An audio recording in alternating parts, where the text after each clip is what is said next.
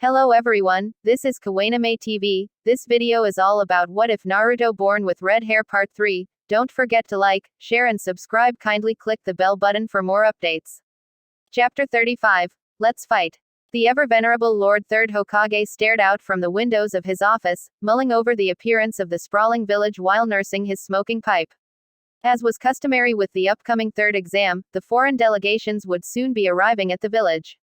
With the Hidden Rock participating in this year's exam, that would make 3 Kage gathered within his village's walls, himself, the Kage and the Tsuchikage. As of late, communication with the Kage had largely been through indirect mediums. If all things went well, they would be able to redefine and clarify their alliance through this upcoming meeting. As for the Tsuchikage, what was the stubborn old Onoki hoping to gain out of this? His best intelligence operatives were on the case, but he supposed he would find out from the man himself soon enough. As for that other matter, Hiruzen turned around to face the red-haired ninja waiting behind his desk. Thank you, Naruto. Naruto's report had been thorough and informative, consisting of his observations of the foreign participants of the exams. It matched those of all his other informants, particularly when it came to the genin from the hidden sand. Yet, despite finding out about the other Jinchuriki, Naruto's reaction was surprisingly subdued. Quite an impressive poker face, Hiruzen thought to himself. He supposed it had always been good from the start, though where it had once seemed the side effect of a boy who did not know how to interpret his own emotions, it was now the impassive mask of a fully trained ninja. I've kept you from resting long enough, forgive me. Take the 2 weeks before the third exam to recover and settle your business. Yes, Hokage-sama. And one last thing, Naruto, I've decided to start the process to promote you as a jonin. You can expect a summons for a formal ceremony of appointment sometime next week. Yes, Hokage-sama. Will that be all? Yes. You're dismissed. In a flurry of smoke, Naruto disappeared. Hiruzen felt himself sweat. He'd saved the good news for last, and had expected a little more of a reaction than neutral acceptance. Quite an impressive poker face, he again thought to himself with a puff of his pipe. While it was a strange feeling, being in an enemy's hospital, Ajisai vastly preferred it to wasting away alone in their quarters. Out of all the AIM teams that had started the Chunin exams, the only remaining participant was Haku, and the rest had already left the village. All she was doing was staring down at Haku's sleeping face, but Ajisai could feel sweat accumulating on her palms. Even though the Lady Angel had assigned such an important mission to their team, everything was falling apart. Suiren had died, Ajisai herself had failed to get through the preliminaries, and as for Haku, there was something very wrong with her teammate. Ever since that mysterious snake-like shinobi had bit him, he had drifted in and out of varying states of lucidity. Thankfully, the situation was no longer as dire as it had been in the forest, whereupon Ajisai had to nurse him for much of the remaining time. It was by pure luck that a relatively weak team wandered into the various traps Ajisai had set up around their campsite, allowing her to snag their scroll. Just once, back in the forest when Haku had been in his most vulnerable state, Ajisai had managed to see where the snake shinobi had bit him. There, she had seen what looked like 3 black marks circling each other, a seal. As much as Ajisai had studied Fuinjutsu back in the Hidden Rain, she knew at a glance that it was far beyond her capabilities. Before losing consciousness, Haku had warned her not to allow the leaf medic nin to examine him too closely. As much as she worried about his state, Ajisai agreed, nothing good could come out of handing over any more information to their enemy than they had to. Worst came to worst, as much as she hated to burden the Lady Angel any more than she had to, Ajisai had little doubt that their savior would be able to remove the seal. The shortest passage from the Hokage's office to his apartment took Naruto through the market, and as always, a flurry of whispering followed wherever he went. In the past, he had used the transformation technique to avoid their stares, but this time, he gave himself up to their scrutiny. Jonin. The rank that had once been Naruto's goal was now finally within his grasp. Jonin. Naruto tasted the word in his mouth, but it was the same as his initial reaction, he felt nothing. It meant that he would be given missions of higher difficulty, and that he had the option of going solo. It also meant, if the Hokage so chose, that he was eligible to be assigned a genin team of his own to train. To anyone else, the rank represented responsibility and recognition. To Naruto, it was an empty word that rang hollowly in his ears. So hollowly, it almost worried him. When he reached his apartment, he immediately noticed 2 things. 1. Someone had raided his desk and stolen his copy of Jiraiya's latest book. And 2, there was a note waiting for him on his kitchen table. If you want your book back, meet me at Area 15. It took about a half-day's journey by foot past the gates of Konohagakure before Jiraiya was finally unable to sense any scouts within his immediate perimeter. The village had beefed up security in preparation for the Chunin exams, particularly along their shared borders with grass and sound territory, and for good reason, what with the constant flow of foreign ninja passing through fire country. Within the first few kilometers radius of their village, a rabbit couldn't nibble on a leaf without the intelligence division knowing about it. Jiraiya, however, was not a rabbit, and it was a simple matter to shake off any eyes that may have followed him from the village, no doubt, under the orders of Danzo. He really hated that man. If Jiraiya had his way, Danzo would have been ousted from his position of power years ago. Unfortunately, the Lord Third had always had a soft spot for his old comrade, believing wholeheartedly that everything Danzo did was for the sake of the village. In Jiraiya's private thoughts, it was a misguided opinion, and it was only out of complete respect for his former teacher that he did not voice them publicly. As always, the message from the shadow was waiting for Jiraiya in the promised location, a scroll, nestled in a tree hollow. It wasn't very long, they never were, but the words seized Jiraiya's heart in a tight grip of apprehension. Another pillar crumbles under the weight of the rising sun. The lone leaf, caught in the eye of the storm. Jiraiya swallowed the scroll as soon as he'd committed the words to memory, and it settled in his stomach as a cold, hard lump. In the years since Jiraiya had stumbled across the shadow, or rather, the shadow had found him, he'd never before received such an ominous message. The rising sun could only mean Akatsuki, a group named to mean daybreak, and if his interpretation was correct, the crumbling pillar represented a Jinchuriki. Most likely, given the imagery, one under the jurisdiction of the hidden rock, making it the fourth Jinchuriki to fall into the hands of the criminal organization. No doubt, that had something to do with the village's participation in the Leaf's Chunin exams. As for the latter sentence, it was clearly a warning, one that Jiraiya was already well aware of. An impending disaster was rapidly approaching the hidden leaf, and when it came down to it, the village would be friendless. Inevitably, Jiraiya's thoughts turned toward the shadow. That was what he called his informant in his mind, for they had never revealed their identity. And while any attempts at elucidate their identity had led to a dead end, their information until now had always proven accurate. Given the level of confidentiality of the information, they had to be a powerful ninja intimately connected to Akatsuki, and it had to be someone who prioritized their loyalty to the hidden leaf over their own life. By the foot of a nearby tree, the grass rustled. Jiraiya watched a harmless green snake slither by, carving its passage through the dirt before disappearing underground. Of course, deep inside, Jiraiya had his own suspicions of who it could be. But he had been disappointed one too many times beforehand to get his hopes up. It didn't take long for Naruto to find the culprit behind the note. It was a masked Jonin sitting on the branches of a large tree in the middle of an otherwise empty field, giggling to himself from behind the pages of an Ika book. The book was the newest addition to the franchise, a first edition hot off the press. Autographing it with a flourish, Jiraiya had pressed it into Naruto's hands, claiming that it was his reward for his diligence as an pupil over the years, never mind the fact that Naruto was still underage. If you wanted to read it that badly, you could have just asked, Naruto called up to the Jonin. Having been completely absorbed in the book's contents, Kakashi almost looked surprised to see Naruto. Ah, Naruto. I could have asked, but where's the fun in that? Closing the book, Kakashi jumped down to the ground. Ambling over, he clapped Naruto by the shoulder. I heard from the Lord Third that you're going to be made a Jonin. Congratulations. Thank you, Kakashi-sensei. His gaze lowering, Kakashi smiled faintly. Mayu and Rai would have been very proud of you. Yes, I suppose, Naruto replied, inclining his head. How have you been settling in? I've been keeping busy, under the orders of Hokage-sama. Though the genin from the hidden sand have been lying low, so it's been mostly quiet. I see. That must be quite the nightmare for those in charge. Despite the consolatory words, Kakashi's tone sounded alarmingly cheerful, an afterglow of Jiraiya's books, perhaps. Anyways, your promotion merits some kind of celebration, don't you think? Kakashi tucked the book carefully away into his flak jacket. Are you ready for our rematch? At last, Naruto felt a smile creep to his face as well. The last time Naruto had truly faced off against Kakashi had been the day of their bell test.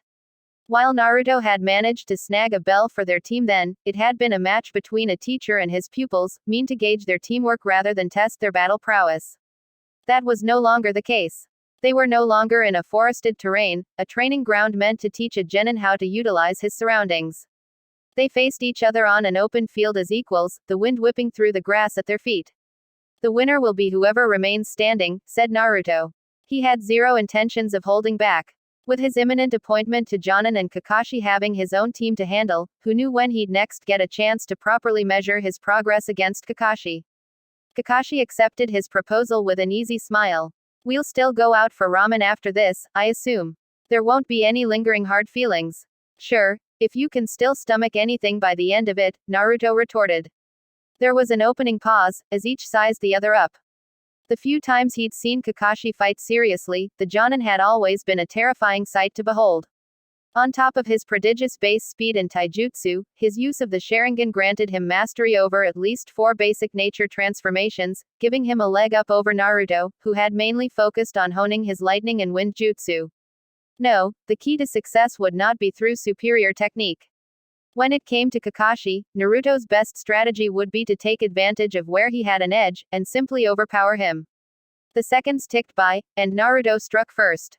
The sound of metal against metal rang harshly through the air as Naruto's tanto met Kakashi's kunai. Their blades shook, neither of them giving ground, when Naruto's tanto suddenly pushed forward as Kakashi leapt back into the air. Kaden. Gokaku no Jutsu, Fire Release, Fireball Technique. Naruto flipped back just as a roaring fireball slammed into the ground where he had been standing, its heat warming his face as his hands blurred into action midair. Kage Bunshin no Jutsu, Shadow Clone Technique. In a smoking cloud, 4 of his clones appeared beside him. Evading another fireball that seared the ground by their feet, one took advantage of the smoke cover to disappear while the remaining 3 shot forward, convening on the Jonin from all directions. Countering one clone's tanto with a kunai, Kakashi spun and kicked aside another clone. The third clone plunged its tanto into Kakashi's chest, and with a burst of smoke, the Jonin disappeared, leaving just Naruto and his clones. Naruto quickly scanned the area, feeling the ground beneath them tremor. He leapt away just as a pair of hands broke through the earth, latching onto one of his clone's feet. His clone self yelped as he was dragged down into the ground, before dissipating. Kakashi broke through to the surface and blocked Naruto's sweeping kick before flipping over his head and retaliating with a series of precisely aimed blows. Lightning crackled. Kakashi's hands seemed to slow down in midair for Naruto. Weaving between them, he thrust the hilt of his tanto into Kakashi's chest. At the last instant, in a true testimony to the speed of his reflexes, Kakashi veered back, but Naruto's tanto glanced across his sternum, and the force of the blow blew the Jonin back, leaving gashes through the ground. His remaining clones weren't idle, choosing then to rush at Kakashi. The Jonin stomped the ground, and a block of rock erupted out, ramming into a clone that disappeared. The remaining 2 ran across the walls of the block, before tackling Kakashi, who promptly dissipated. This time, however, it wasn't just an ordinary shadow clone.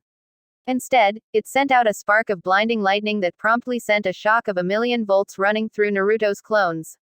They promptly disappeared, and their combined experiences of being hit by lightning struck Naruto like a sledgehammer. It seemed that Kakashi had used the diversion of the block to instantaneously replace himself with a lightning clone. Naruto had to hand it to his former teacher. It was a move mixing both defensive and offensive strategy that would have debilitated most other ninja. Of course, it was painful, but Naruto had suffered through much worse. The lightning faded, leaving black steam sizzling off of Naruto, who nonetheless remained standing, to Kakashi's blatant surprise. Jiraiya-sama really put you through the ringer in your training, didn't he? Kakashi replied wryly. Despite their soon-to-be equal standing, it seemed Kakashi was finding it rather hard to let go of his teacher mentality. The way he was holding back in the match made it apparent that rather than trying to win, he was trying to draw out and evaluate everything Naruto had learned over the years.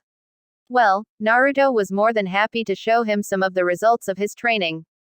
A spinning ball of churning chakra appeared in each of Naruto's hands. You're going to have to get a little more serious, Kakashi-sensei. Reaching up with a hand, Kakashi raised his Hitai-8 to reveal a red eye with spinning tomo. I could say the same to you, Naruto. It didn't take long for Karin's teammates to fall asleep. The sedative she'd sprinkled in their plates just before the meal was her own homegrown concoction, grinded down from the roots of a plant native to their country. In small doses, it sufficed as a painkiller for the bite marks on her arms. The amount she'd used was enough to knock out a large mammal, an apt descriptor for her constantly eating teammate. While she wouldn't have dared to pull something like this back in grass country, where she was almost constantly under strict supervision, when they were all the way out here in foreign territory, she had a little more leeway. Now, with the two snoring into their rice bowls, Karin was free to pursue her own agenda without any fear of retaliation. Closing her eyes, she focused, and in an instant, she found him. To her disappointment, he wasn't alone. It looked as though he was fighting against another vibrant chakra signature, but there was no killing intent in either of the two. A sparring match, then. The day was warm and sunny. There was barely a cloud in the sky as Karin crossed the village, leaping across the rooftops in her haste. Despite the heavy security she'd sensed spread throughout the village, or perhaps as a result of it, the civilians passing below her feet seemed to be enjoying their daily mundane lives. Several of them noticed her running by, and then returned to their business without a second glance. It made a stark difference from Kusagakuer. Though they were technically in peacetime, given its near vicinity with multiple other countries, they were always having border disputes. There was never a day when the medical tents weren't overflowing with the wounded, a military effort that drained their civilians of their entire livelihoods, leaving them embittered and driven by self-interest. These people don't know how good they have it, Karin thought wistfully. 4-wind release Rasengan barrages later, Kakashi had somehow managed to emerge with just the single purpling bruise on his chest and a sheen of sweat on his brow. But there was not even a single moment to rest, as more of Naruto's clones threw themselves at him. He was pretty sure the real Naruto was somewhere nearby, plotting something nasty, no doubt.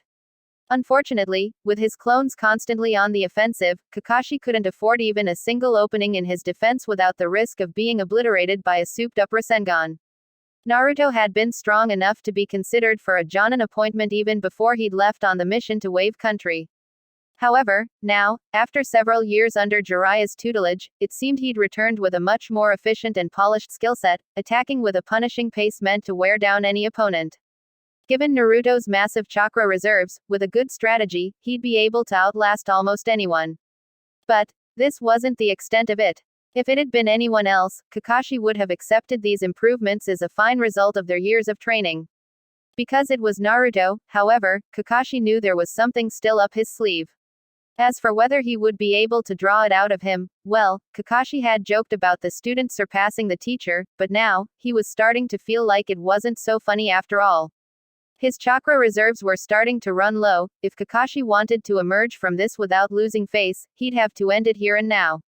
Another Naruto clone leapt at him. Dodging the kick, Kakashi grabbed the clone by the arm and threw it at another clone.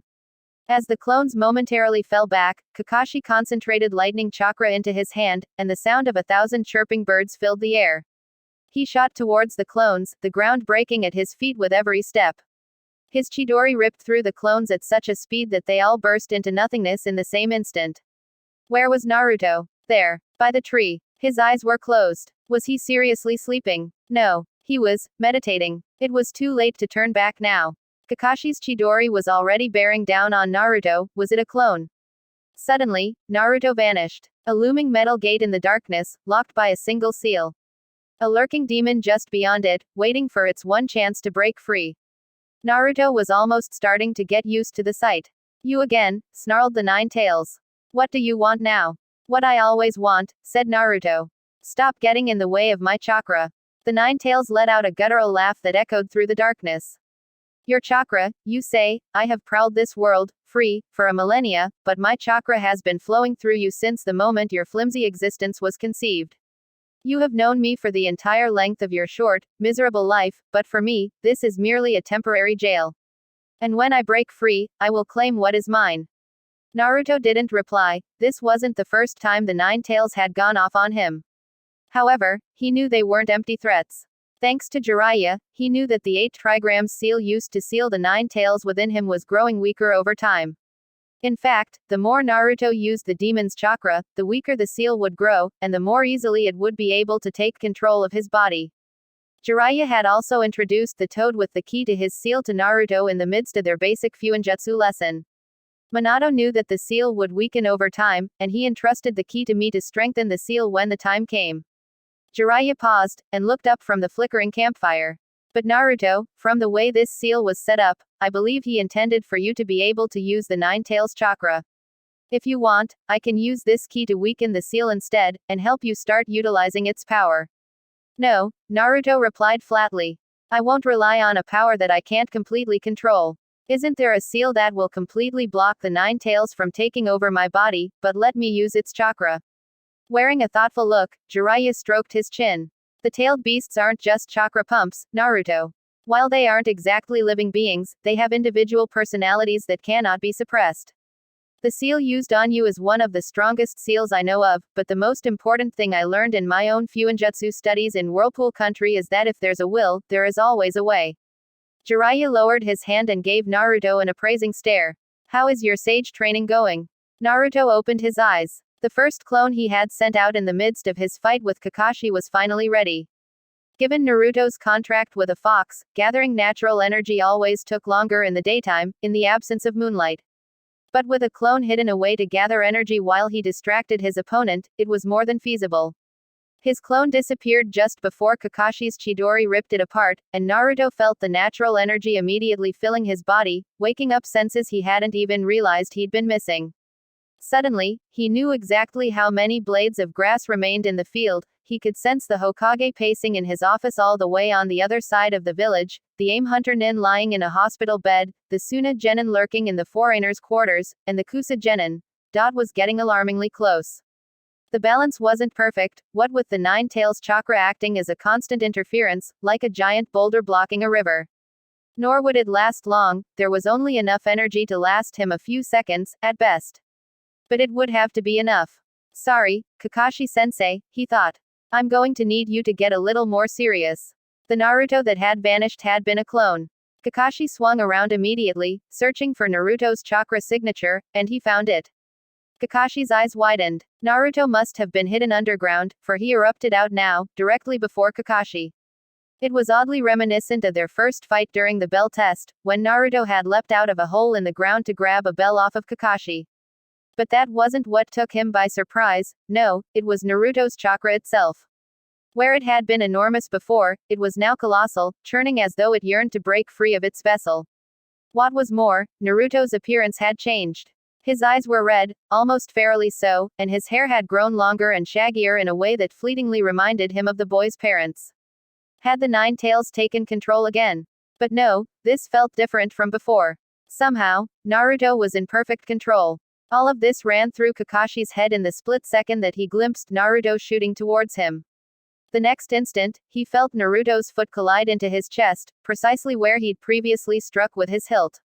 Something audibly cracked and he flew back, tumbling through the dirt and grass. Grimacing, before he lost complete control, Kakashi plunged his kunai into the ground to forcibly stop himself, the momentum nearly ripping the skin off his hands. When his body finally skidded to a stop, he let go of the kunai. Letting his hand drop to his side, he exhaled. His ribs hurt, he'd definitely fractured something. Soon, he heard Naruto's steps approach him. That was a little much on an old man like me, Kakashi grumbled. That's what happens when you hold back, came Naruto's dry voice. A thought struck him, and Kakashi checked his chest pocket. To his relief, the novel he'd tucked away was miraculously still in one piece. As Naruto's imperfect sage mode faded away, he could feel the influence on his body disappearing as well. His clawed appendages reverted to fingers and toes, and his hair shrank to its normal cropped length. As the energy seeped back into his surroundings, he could feel a dull sense of tiredness settling over him, rather like he was coming down from a severe adrenaline rush. He looked around at the field, or at least, what remained of it. While Area 15 had once been a level plain, it now more closely resembled a minefield. Wincing, Kakashi stood up, brushing the dirt off his legs. Well, Naruto, we've got a lot left to discuss, it seems. Before that, Sensei, there's someone I need to talk to, said Naruto, turning to look towards the edge of the field. The girl from the hidden grass was waiting there. Even if Naruto hadn't sensed her coming, her spiky red hair made her a difficult sight to miss. At that moment, she appeared to be staring at him in a shell-shocked sort of way. Kakashi did a double take. And then, he shook his head. It's like I don't even know you anymore, Naruto. Naruto felt himself sweat. It's not what you think it is. Of course, said Kakashi lightly. Well, I have to drop by the hospital to get my ribs checked out anyways. Let's get dinner some other time, go enjoy your date. Making an ironic salute with his fingers towards Naruto, the Jonin limped resolutely away in the opposite direction. Naruto followed his progress for a few seconds, before turning back to the matter at hand. The genin, Karin, was it, had been trailing him before, in the Forest of Death, and had offered up a smile during the preliminaries. And now, she'd even tracked him down to this remote training field. What did she want from him? Did she have any compromising information on him? In the short time that Naruto had interacted with Karin at the exams, she'd seemed to be a fairly proficient and put-together kunoichi. Now, for some reason, she looked bashful as she approached him. Uzumaki Naruto, do you remember me? She asked, her eyes darting up to his face, before looking down. This odd indecision between his face and her shoes continued to repeat itself. We fought in the Chunin exams in Sunagakure, Naruto replied. Is there a reason you've been following me? Karin's face lit up. So you do remember me. I'm so glad. I just wanted to know. She squirmed. If you have a girlfriend. Naruto blinked. Is that all you wanted to know? He asked. Karin nodded furiously. Without responding, Naruto began to walk away. This wasn't the first time someone had tried to flirt with him. Ever since his growth spurt, he'd noticed a dramatic increase in interest from the girls within his vicinity. More than a few times, they'd turned out to be a kunoichi bent on getting information out of him and Jiraiya, and unlike the latter, who somehow always fell for their advances, Naruto had long since learned to tune them out. Wait, I wanted to thank you, shouted Karin from behind him. For the fish you left behind. Despite himself, Naruto stopped, and turned around. What do you mean? This time, Karin looked straight into his face. In grass country, I was starving, and you left behind one of the fish for me from the river. It saved me. Thank you. Grass country, fish, a basket. A vague recollection replayed itself in Naruto's mind. That had been her. He'd caught a glimpse of her retreating, and thought it had been a civilian down on their luck. How had a kunoichi as capable as her ended up in such a sorry state? You're welcome, he said at last. I'm so glad you grew up hot, added Karin, a bead of drool dangling from the side of her mouth.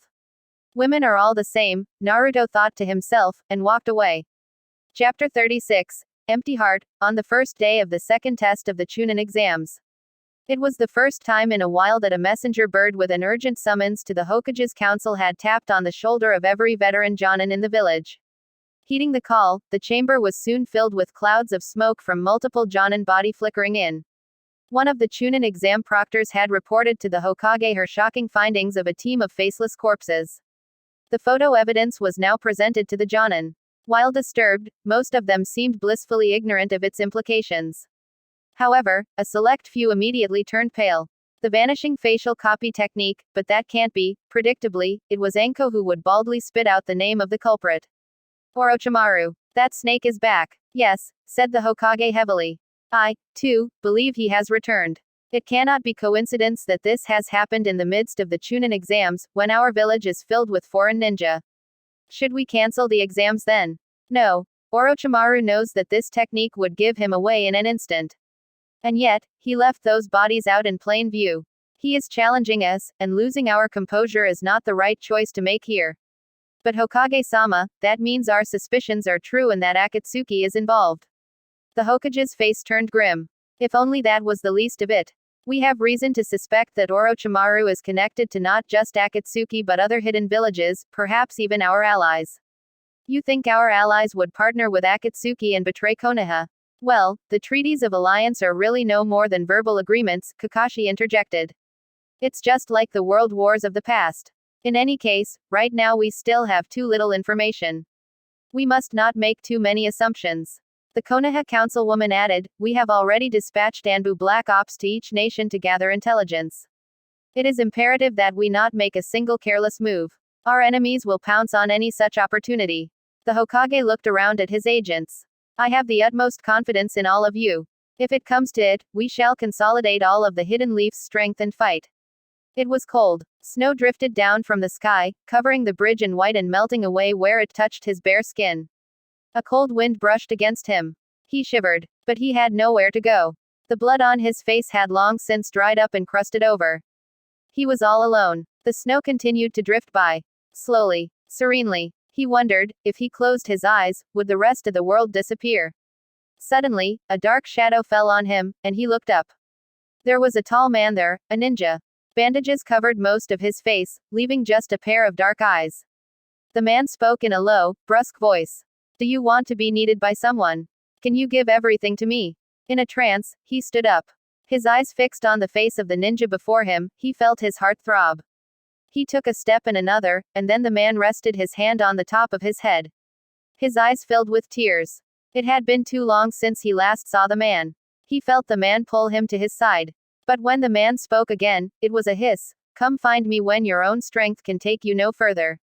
His heart dropping in his chest, he looked up, and instead of a bandaged face, he saw now the head of a snake, its maw opened with wicked fangs bearing down on him. Haku, shouted a familiar voice.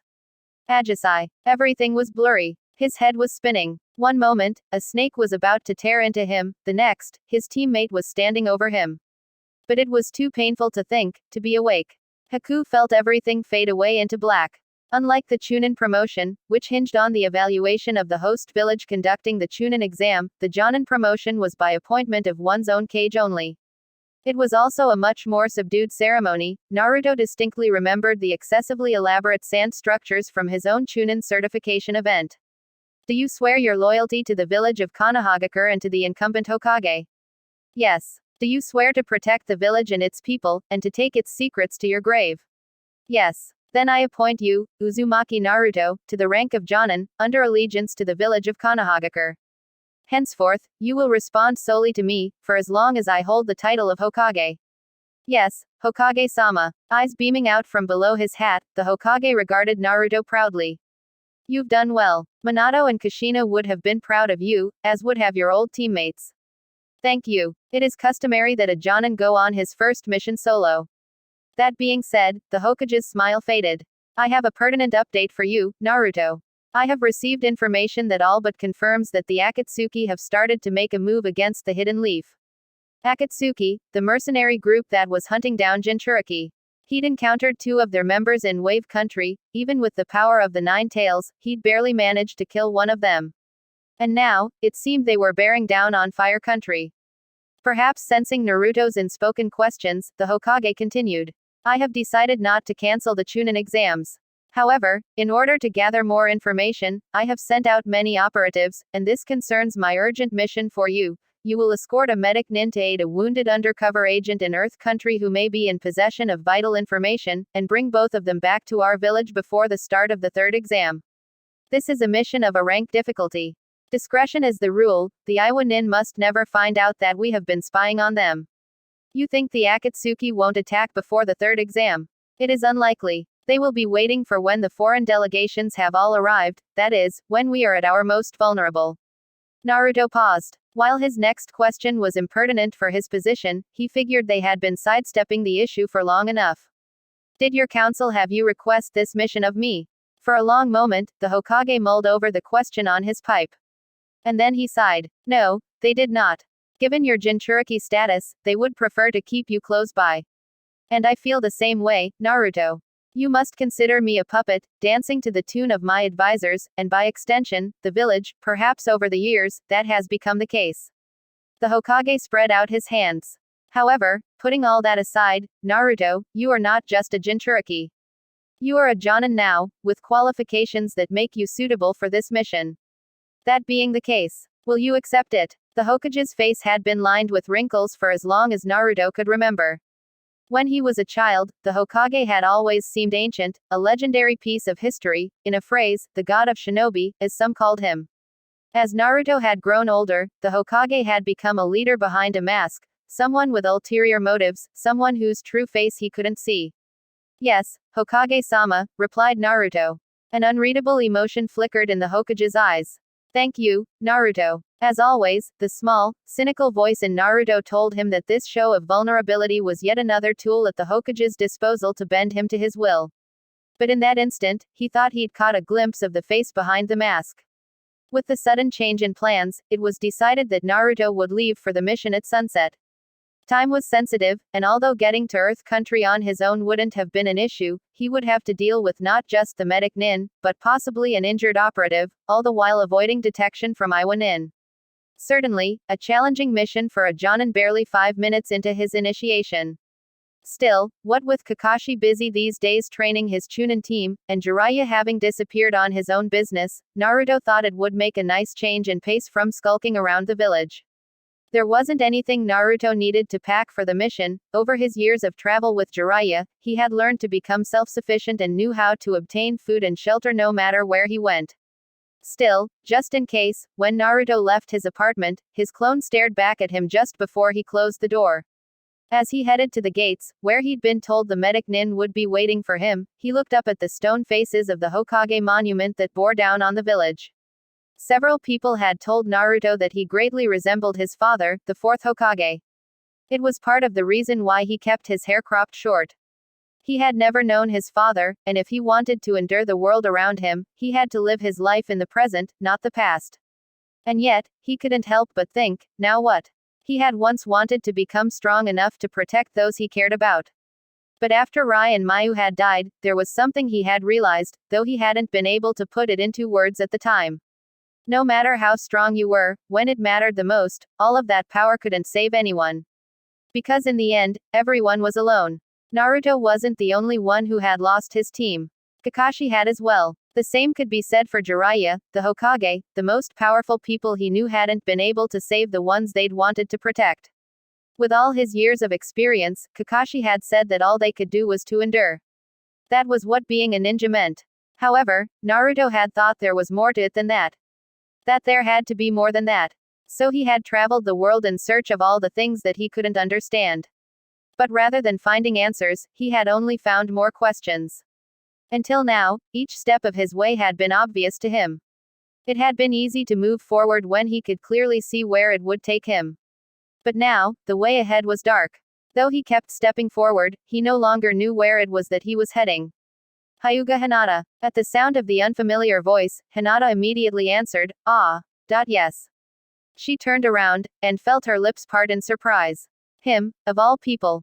While Hinata had known that a Jonin would be escorting her on her mission, she certainly hadn't expected the village's pariah to be the one to approach her. I'm Naruto, said the young man, as though there was anyone in the village who didn't know of him. Not to mention, they'd once been in the same academy class when they were younger. Are you ready to leave? Swallowing, Hinata nodded. Yes. Unceremoniously, they lined up at the exit gate, and soon, Hinata found herself trailing the Jonin along a well-trodden path. He didn't seem the talkative type, nor did she really want to hold a conversation with him. She didn't remember much of him from the short time they'd been in the same academy class, but she'd heard the stories about him from the other Chunin. While they acknowledged his skill, they all knew he wasn't someone you got involved with.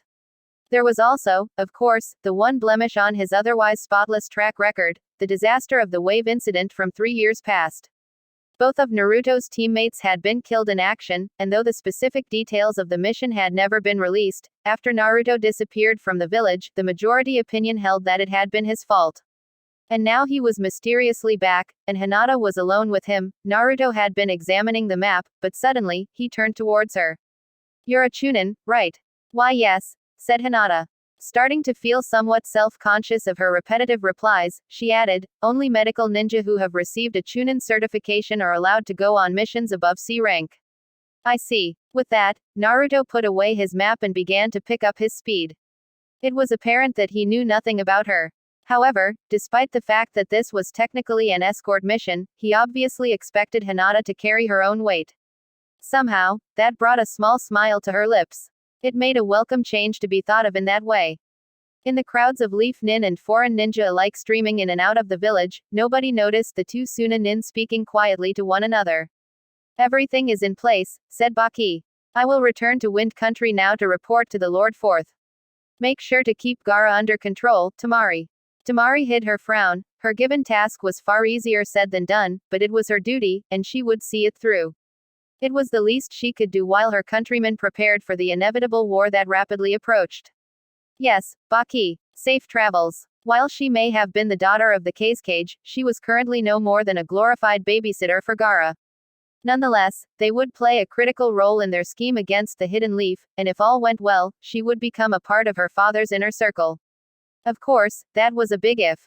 Even Temari, who only had a shadow of an idea of what was going to happen in the third exam, knew that the scale of their mission was nothing like they'd ever attempted before, the annihilation of a powerful hidden village, one of the major powers of their era. Once the dust had settled, what would the resulting world look like?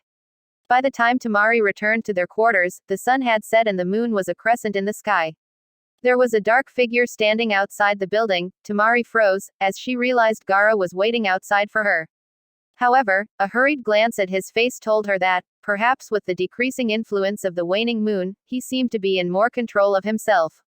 Slowly, she let out a breath that she hadn't realized she'd been holding. "Where were you?" was his cold greeting. "I was seeing Baki off.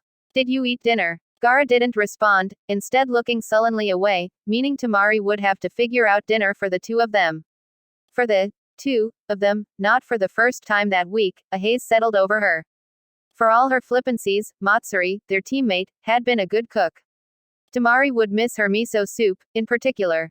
With a heavy heart, she wondered how Baki would explain Matsuri's death to her family. Would it be killed in action, like last time? Of course, everyone would instantaneously guess at what had truly come to pass. These days, with so many families having lost someone to Gaara, Tamari found even herself, purely by association, being subjected to the villagers' hate-filled gazes. It hurt, when she had worked so hard and sacrificed so much for the sake of their people, but she couldn't blame them. A cloud must have covered the moon, as for a moment, everything was dark. Then the moment passed, and the glow of moonlight shone down on them. "I think I saw a ramen spot around here," said Tamari, forcing herself to smile. "How does that sound to you?" As expected of a Hyuga, the medic nin with pale eyes seemed to have no trouble keeping up with Naruto's steady pace through the wilderness of Fire Country. What was more surprising to Naruto was that a member of the main house of the Hyuga clan would have deigned to join the medical field at all. While an extremely difficult and accomplished field, the main impression that he'd gotten from his limited interactions with their branch members was that they were far too proud to play a mere supporting role. They had reached the border of grass country before the day was done, and in the time, they must have exchanged only a handful of sentences between them.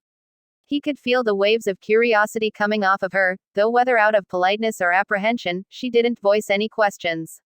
On his end, Naruto refrained from commenting on Hinata's lineage. He'd butted heads with her clansman Neji enough as it was, ever since they'd first had the misfortune to meet in their Chunin exams. It wasn't until they were well into Earth territory that they finally ran into some trouble. Though Naruto had spent a non-insignificant amount of time in the country while traveling with Jiraiya, they had usually journeyed undercover as civilians, and went out of their way to avoid clashing with the foreign power. "If you ever get into a fight with someone from Earth Country," Jiraiya would say, "you'd better plan on either losing the fight or killing them outright. Stubbornest people I've ever met, and I knew your mother." "Ha, you trying to pick a fight?" said the short, weasel-looking man blocking their way across the bridge. "It's simple. You want to cross, you pay the toll." "But it doesn't say anywhere that we have to pay a toll here," protested Hinata. The man gave her the stink eye. "You two don't look like you're from around here. What would you know about how we run things? Pay the passage of 300 ryo, or I'll call the police on you, and you definitely don't want that." Naruto knew for a fact that this was a bluff. The official police force of Iwagakure didn't bother patrolling this far from the hidden village. Even if there was a local police body around this area, it was most likely a hodgepodge group of volunteers, who were at best academy level. Still, as tempting as it was, he couldn't simply overpower him. While it was unlikely any passing Iwa nin would pay attention to his blabbering, there was a much easier way to settle this matter. Naruto quickly assessed the situation. One of his clones that he'd sent out to check their surroundings was in the vicinity, and another passing traveler was approaching the bridge, making the setup complete. He pointed. "Aren't you going to charge that person too?" The weasel-like man turned around, and saw to his surprise a bald man about to step across the bridge. "Wait, stop right there. But first, you two." One hand forming the ram seal behind his back, Naruto's other hand opened to reveal 3 gold coins that he wordlessly handed over. In a flash, the coins disappeared, and the man's menacing glare turned into a wide, beaming smile. "Have a good day." With a quick welcoming sweep towards the bridge, he scurried away towards his next bewildered victim. The golden coins rattled ominously in the man's breast pocket. "He's gone." Opening her eyes, Karin dropped to the ground. Somehow, in the short period of time while she'd been training her taijutsu, Naruto had managed to leave the village in her range. A mission. But for how long would he be gone? Suddenly, a spinning blob shot out at her. Gritting her teeth, Karin blocked the brunt of the blow with her arms, but the force still sent her reeling backwards. The blob came to a quick stop, revealing a large man with a shaved head, her teammate. Panting, Karin felt blood drip from her nose. Burami, she heard Kazami admonish. I told you to hold back a little. That's what she gets for zoning out, Burami sneered. You've been acting uppity ever since you made the finals, Karin. But don't forget that in the end, you're only good for your chakra. Karin bristled, but as usual, her throat constricted, and she didn't say anything back. She knew she'd only regret it when they returned to grass country. Clink, clink. More and more these days, it felt like her whole body was being restrained by chains. Chains that tied her to the hidden grass, to Zosui, and to herself.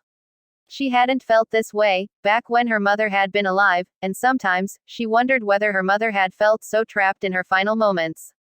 Karin dared not hope, and yet she couldn't help but wonder whether this chakra power of hers, the only thing that she was good for, would Naruto find it useful as well. Hinata looked down at her map, and then up at the narrow cave opening. She wouldn't have even noticed it, if Naruto had not pointed it out to her. This cave isn't on the map, she said hesitantly. It says that if we go around the base of the mountain, we'll eventually find a hidden stairwell. Naruto shook his head. That'll add another half day to the journey. I've been here before, this is the fastest way through. Okay. But just to confirm. Concentrating her chakra to her eyes, Hinata activated her Kekkei Genkei, Byakugan. The secrets of her surroundings were unveiled to her, and she realized that he was right.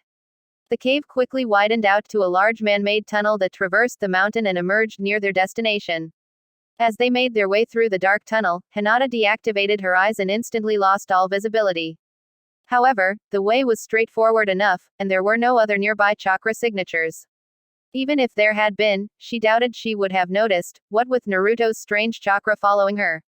Her Byakugan allowed her to trace the chakra circulatory system of any individual within her range. Everyone, even civilians, had such a system. The main difference came from whether they were able to control their chakra flow, and their innate chakra reserves. But it looked as though Naruto had two sources of chakra. In a flash, it struck Hinata, did it have something to do with the reason why everyone thought he was a monster? Suddenly, she realized she could see the vague outline of the walls around them, the tunnel was growing lighter. They were still only halfway through, so it couldn't be sunlight. They soon emerged into a small cavern filled with a glowing pale light. Hinata walked over to the walls and to her amazement, realized they were covered in some kind of spongy moss that emitted the light. Hinata turned back to report her findings to Naruto, but saw that he was already looking up at the luminous ceiling with a strange expression on his face.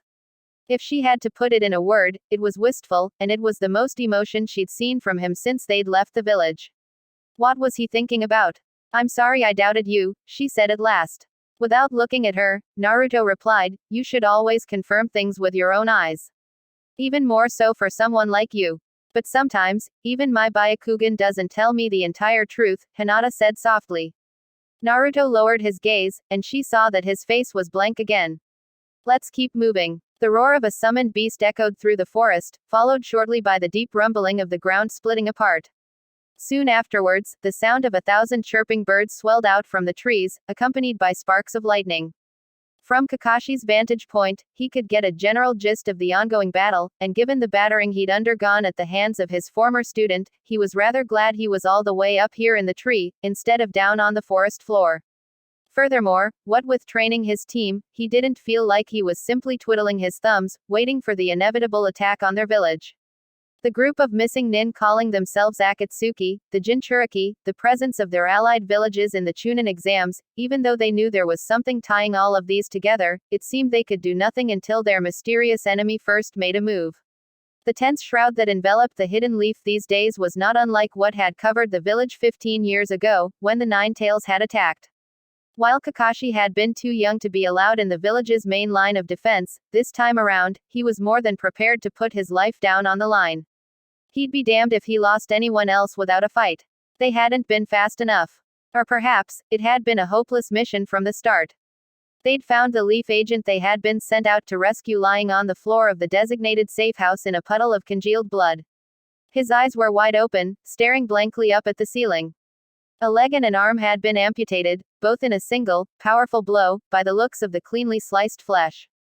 The nearest window had a missing curtain, allowing a stray ray of sunlight into the otherwise darkened room. It seemed the dying ninja had used it in an attempt at a tourniquet.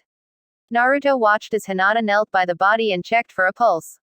However, it was a futile endeavor, and after a moment, she looked up at Naruto and shook her head.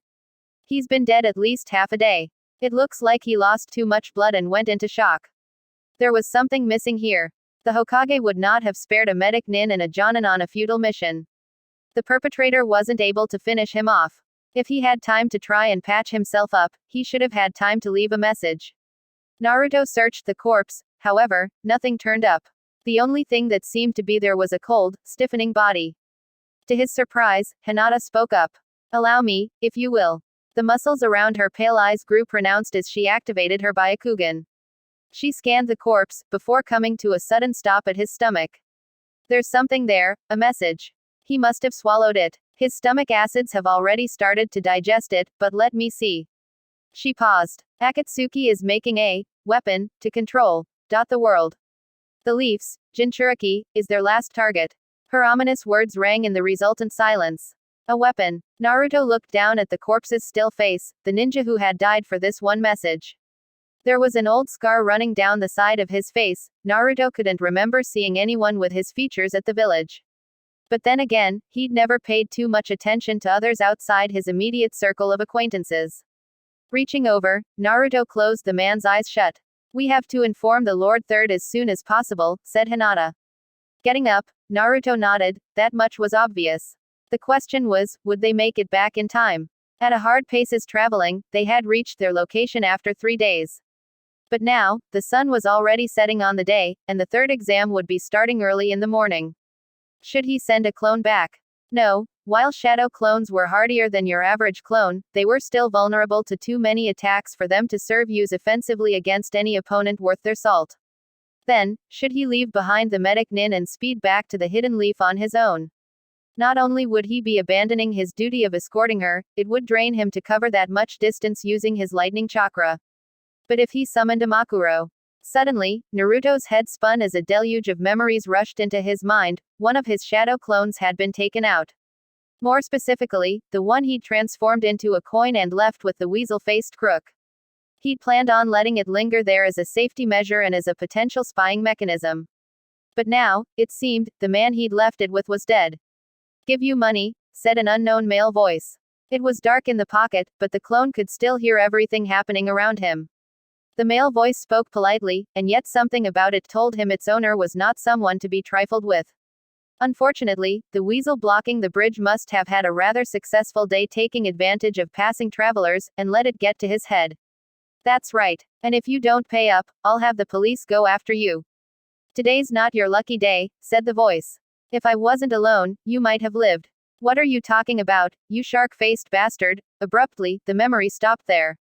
Presumably, a single blow had taken out his clone as well. Naruto blinked again. No matter how many times it happened, it always managed to disorient him. Naruto, said Hinata. Right now, I'm just dead weight. But I can take care of myself. Please, go back ahead of me, and inform the Hokage of our discovery. Naruto stopped. Her too, he thought. What gave her the strength to be left behind? What had given the undercover agent the loyalty to die for this one message? What inspired Jiraiya to write books? What pushed Kakashi to train his students? They must have all had their own reasons, an answer to something that they valued above their own lives, an answer that drove them. The question was, what did Naruto have driving him? Was it the desire to be respected by the villagers? He had forsaken that dream ages ago. To gain the strength to protect those he cared about. He had already failed. To avenge the deaths of his teammates. There was nothing left to gain from their vengeance. To cling to life, to survive. No, he realized. He had nothing. There was nothing at all. During the past several days they had spent together, Hinata had not shared with Naruto her life story. He couldn't possibly know that her father had disinherited her years ago for failing to hurt her younger sister, or that she had ranked rock bottom at the Chunin exams and become a laughingstock in her clan. Naruto didn't know that for someone like her, who had been drowning in a world of senseless violence, medical ninjutsu had become her lifeline. He couldn't have known. He was a prodigy, after all. A natural in ninjutsu, and the art of assassination. But she knew that he must have had more than his fair share of troubles. And what she had sensed in their short time together was that he was not quite the monster others had made him out to be. No, said Naruto. He held out a hand towards her, and suddenly, to her shock, lightning chakra began flickering around his form. I won't leave you behind. Chapter 37. Burial. This feeling, what was this feeling, coursing through him? His thoughts, usually so sharp and focused, felt like they were in a jumble. One thought led to another, before falling short, and then scrambling to another, before repeating, like waves on a shore. When he opened his mouth, however, what somehow came out was, "No, I won't leave you behind." Lightning began to course seamlessly through Naruto's body, his hair standing on end. Hinata looked taken aback, her pale eyes widening with surprise. You sure? Don't worry. You won't be electrocuted. To prove his point, Naruto encased his hands in a top layer of wind chakra. No, it's not that. Won't I slow you down? We're surrounded by enemy ninja here. I can't leave you behind. Somehow, his mouth was moving automatically, forming the words he needed. If it makes you feel any better, you're a medic nin. If the village is in any danger, we'll need every medic we have. A beat passed, as Hinata considered it, and then she nodded. Her features tightening with purpose, she unfurled a scroll. In a flash of smoke, the undercover agent's corpse and its accompanying bodily fluids disappeared, leaving behind no evidence that anything had ever been there. She was an excellent ninja, Naruto thought. And loyal. She was willing to compromise her own safety in exchange for the village's protection. It was strange to think that he had once been like her. Naruto, are you ready? Refocusing himself, Naruto summoned 2 shadow clones. He didn't need to give any commands. With a nod at their originator, they simultaneously formed a tiger seal with their hands before flickering away. Their job would be to gather natural energy for him. The journey back to the hidden leaf would be taxing, and he needed every resource he could get. Turning back to Hinata, Naruto extended his wind chakra to the rest of his arms and his chest. This is going to be a little uncomfortable, but hang on tight. In a forest cave not too far from the hidden leaf, a group of sound nin chittered in the darkness. By some stint of their village's ninjutsu, their voices traveled no further than the entrance to the cave, assuring that their relentless advance towards their goal remained undetected. Man, I'm itching for some action already. It won't be long now. Just a few more hours, those leaf bastards won't know what hit them. Brave words, but Toby could smell the stink of fear coming off of them.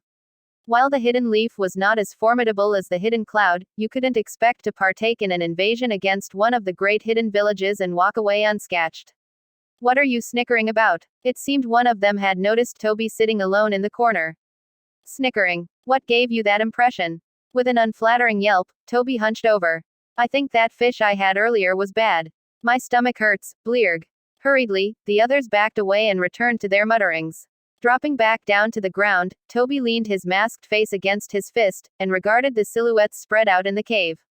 It was very likely that not a single one of them would survive the coming battle. Fear not, he thought. Their sacrifices would not be meaningless. The sun had just broken across the horizon when they crossed into Fire Country. The increasingly familiar scenery around them passed in a blur as Naruto blitzed through the trees, pale lightning crackling in his wake. The journey so far hadn't been as draining as Naruto had feared.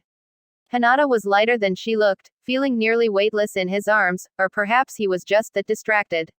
All of a sudden, without warning, a dark shadow tumbled down from the sky. Flailing limbs, the rustle of a cloak, it was the body of a dead man, and right as it passed Naruto, he saw its dark eyes, staring accusingly back at him.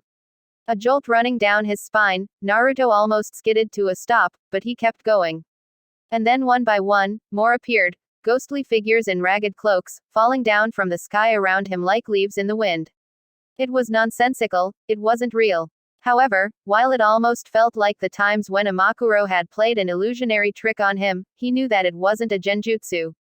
No, it was a memory, distorted, drawn up from the recesses of his mind. He hadn't thought of them in a very long time, his first kills. It had happened on his first mission involving bodyguard duty. He and his team had been escorting a silk merchant's caravan to Yugakure when bandits had attacked. Naruto had ended up killing all of them, even the one that had begged for his life. At the time, he had thought that was the only way to carry out his mission. He had steeled his heart and committed himself to his cause. And yet, following that, when the missing nin Hidan had attacked Yugakure, he had thrown himself in front of a civilian boy during the middle of the fight. Naruto hadn't been able to explain it at the time, other than feeling a need to save the boy. As they fell, the ghostly bandits looked at him, their necks gleaming red and their dark eyes searing into his back as he swiftly passed them. Was it the same impulsive need driving Naruto right now? Despite everything that had happened since then, the people he had encountered, the training and journeys he had undergone, had nothing about him changed at all. The throng of bodies milling about the stadium was a security detail's nightmare. As civilians and senior shinobi alike crowded through the gates, any attempt to herd the masses in an orderly fashion had long since dissipated. Rather, any effort to exert control would have been superfluous, for numerous members of the Leafs elite were scattered throughout the audience, their presence revealed not so subtly by their painted masks. After the village's prolonged hiatus from acting as host for the Chunin exams, it was a blatant show of power, an audacious greeting to quash any possible thoughts of betrayal from their so-called allies. The participating nations' cage overlooked the stage from the lofty apex of the stands, their shadowy figures distinguished only by the color of their hats. After an outwardly pleasant exchange of small talk, the three had fallen silent. No doubt, the real discussions would have to wait until they were behind closed doors. The third exam was about to begin. In one of the tunnels connecting the stadium to the outside, two shinobi walked side by side in seemingly companionable conversation. The Hittite on their persons signified their allegiance to the hidden rain, their privacy was secured by the watchful presence of two others from their village. What? Ajisai couldn't believe her ears. The Jonin was still talking, but while his lips continued to move, Ajisai couldn't comprehend a single syllable. She couldn't have heard him correctly, and yet there was no other way to interpret his words. After the Chunin exams are over, Haku is to be given over to the hidden sound. The Jonin had already moved on to another topic, namely that of the next set of orders from the Lady Angel. It was unfathomable for Ajisai to even dream of interrupting, when she clung on to every mention of their savior, and yet, this, she could not let pass. Wait, I'm sorry, she broke in. What do you mean he's to be given over? The Jonin eyed her darkly, clearly irritated at being cut off. What are you even talking about? She stopped, her heart beginning to sink. Haku, what do you mean, give him over to the hidden sound? What about that seal on him I mentioned in the report? Oh, him. Yes, we're aware of it. We've made a deal with the hidden sound to give him to them in exchange for their cooperation. The Jonin paused, taking in her expression. He's not even from our village, you know. This is coming from Tenshi-sama. Ajisai sputtered. The Jonin raised an eyebrow. Are you questioning her word? Ajisai shrunk back, her mind spinning at the thought of such blasphemy. Of course not. Never. I just. Be grateful you were even given the honor of being a part of this plan. Now, do you understand your next orders? Yes. Yes, sir. Do not fail us. The lady's salvation is almost at hand. And with that last warning, the Jonin left, disappearing with the other two nin. Her heart thudding in her chest, Ajisai looked out at the audience still streaming into the stadium. Somewhere below the stadium, she knew that Haku was waiting for his upcoming fight. The seal shouldn't have been affecting him physically, and yet, he had been barely able to get out of the hospital bed that morning. Oh, Swearin, Ajisai quietly called out her fallen teammate's name. How could she have let things turn out this way? As team leader, she had utterly failed. The sun climbed higher in the sky as they drew closer to the hidden leaf, and Naruto could feel the burn of chakra exhaustion inching upon him. Though the ghostly bandits had faded with the distance, as the sun's rays trickled down through the canopy, Naruto saw three new figures regarding him. They, too, were drawn from his memories, and they spoke words they had never said aloud to him. You actually thought I considered you one of my shinobi, said the Hokage, his lined features twisting amusedly. You fool. I was simply using you. Jiraiya shook his head irritably. You're nothing at all like your father. Are you really his son? They should have given me my new team to start with, said Kakashi, looking away. Swallowing, Naruto picked up his speed, and with a crackling sound, burst through the jeering phantoms. As he did so, his whole body felt cold, and yet, he could feel a bead of sweat trickle down his brow. This was no time for this, he thought to himself. The village was going to be attacked. He needed to regain control over himself. Suddenly, from the corner of his eye, he caught a flash of blue, wings outstretched, a bird flitted by. The quarterfinals flew by in a series of increasing mismatches, as the foreign ninja overwhelmed their Leaf opponents with ease. Gradually, the riotous crowd, predominantly made up of Leaf shinobi and civilians, that had started the day quieted down to a disappointed buzz. The last quarterfinal bracket was a match between the female Suna Genin, Tamari, and the Leaf's final chance at redemption, Yamanaka Ino. This is going to be unfortunate, Sakura thought to herself with no small amount of glee. True to expectation, it appeared Temari had been paying attention during the preliminaries. As soon as the match began, she kept her distance, remaining constantly in motion while distracting Ino with her wind jutsu. Come on, cousin, Menma shouted, cupping his hands around his mouth to magnify his already loud voice. Beat that crusty sand bitch. Menma, Sakura hissed, dragging his hands away. Shrugging her off, Menma scowled. What's the big deal? Everyone else is doing it. Would you jump off a cliff if everyone else was doing it? Well, it wouldn't be my first time, he stubbornly maintained. A loud groan sounded from the audience around them. The two returned their attentions to the stage, only to see a nose-prone figure lying face down. Temari landed on the ground and folded up her giant fan. The proctor, Shikamaru, raised a hand. The winner is Temari from the hidden sand. There were two shadows leaping beside Naruto. He knew he shouldn't have paid any attention to them, he should have gone straight past them. But despite himself, he turned to look at their faces, and at the familiar sight, he felt a lump rising in the back of his throat. I always knew you were a monster, whispered the girl, fearfully. You're not real, Naruto replied instantly, his heart thundering in his chest. It's not fair, the boy spat, his scarred features twisting in disgust. You don't care about anyone besides yourself. So why are you the one who survived? You're not really Naruto, said the girl, her voice growing louder. The real Naruto disappeared a long time ago. You're just an empty vessel trying to pass as a human when really you're the Nine Tails. That's not true. Naruto, came a voice from below. Are you okay? At the sound, the two shadowy figures faded away, and Naruto shook his head in a daze. When he had stopped, he saw a pair of concerned, pale eyes gazing up at him. He wondered if she could feel his pounding heartbeat. We're almost there, he said quietly. Footsteps echoed in the dark tunnel where Gaara had been waiting his turn.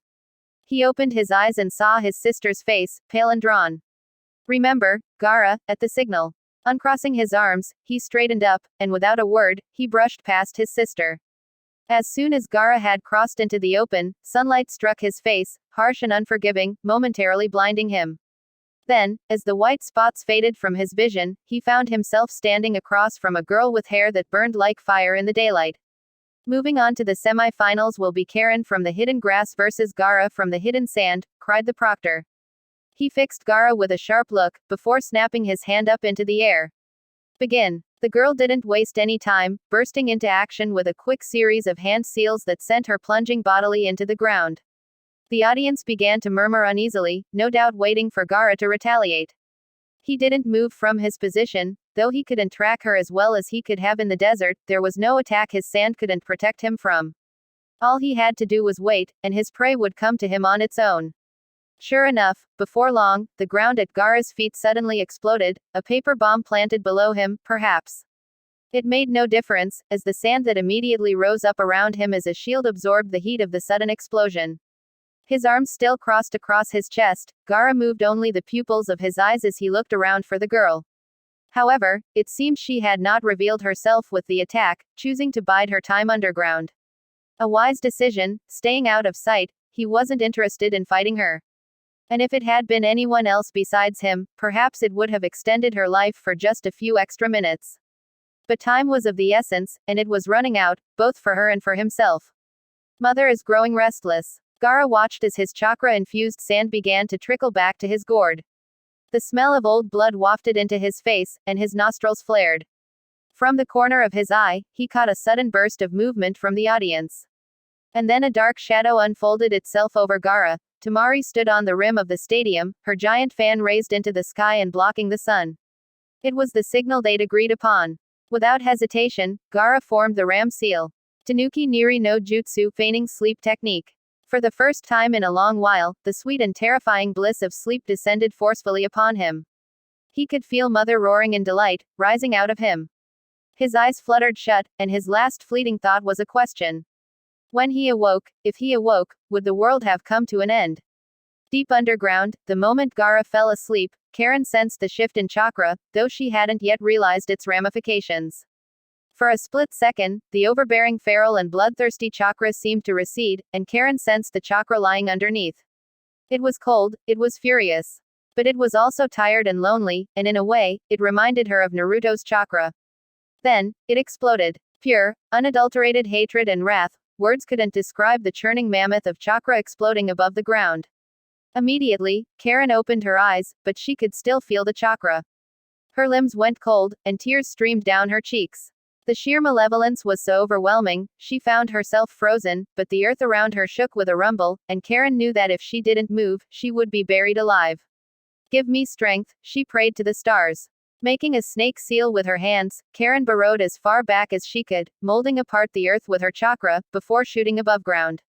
When she emerged, she found herself just outside of the stadium, and what met her was chaos.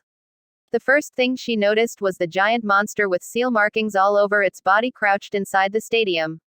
It had a horrifically jagged maw and there was a strange roaring sound coming from it, and Karin realized, her stomach flip-flopping, that it was laughing.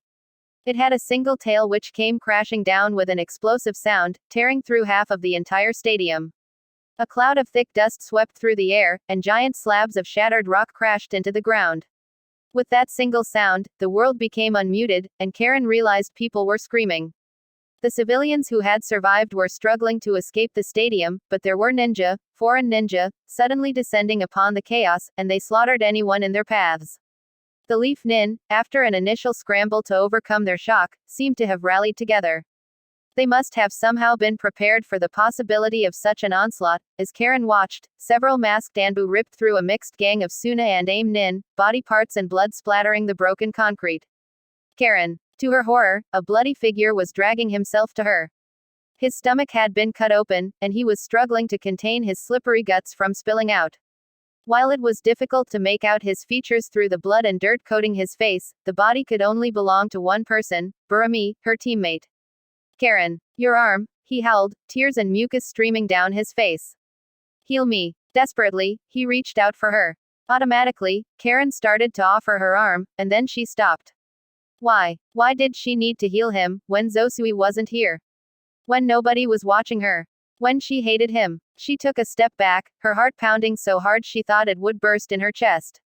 No, Karin said, relishing the taste of the word in her mouth. The freed one-tails beast roared, an enemy ninja rained down from the sky, landing in their village. The ground shook with every step the beast took, and a wall of purple flames flickered on the rooftop, isolating the Hokage and cage. Before Jiraiya could cry out a warning, one of the Anbu threw themselves at the wall, and let out a scream as they immediately burst into flames. It was a near impenetrable barrier jutsu, erected into place by 4 sound shinobi. And that could only mean one thing. Visible through the wall of flames, before the cage even dug his fingers into his face to rip it away, Jiraiya already knew. Orochimaru, he said soberly, looking into the waxen face of his old teammate. After all these years, it seemed he had finally returned to the Hidden Leaf, to kill their teacher and destroy the village as he had once promised. Jiraiya had known this day would come, and still, he felt his heart ache. It was his fault he had let it come to this. He hadn't been able to bring himself to hunt Orochimaru down and kill him, as he should have.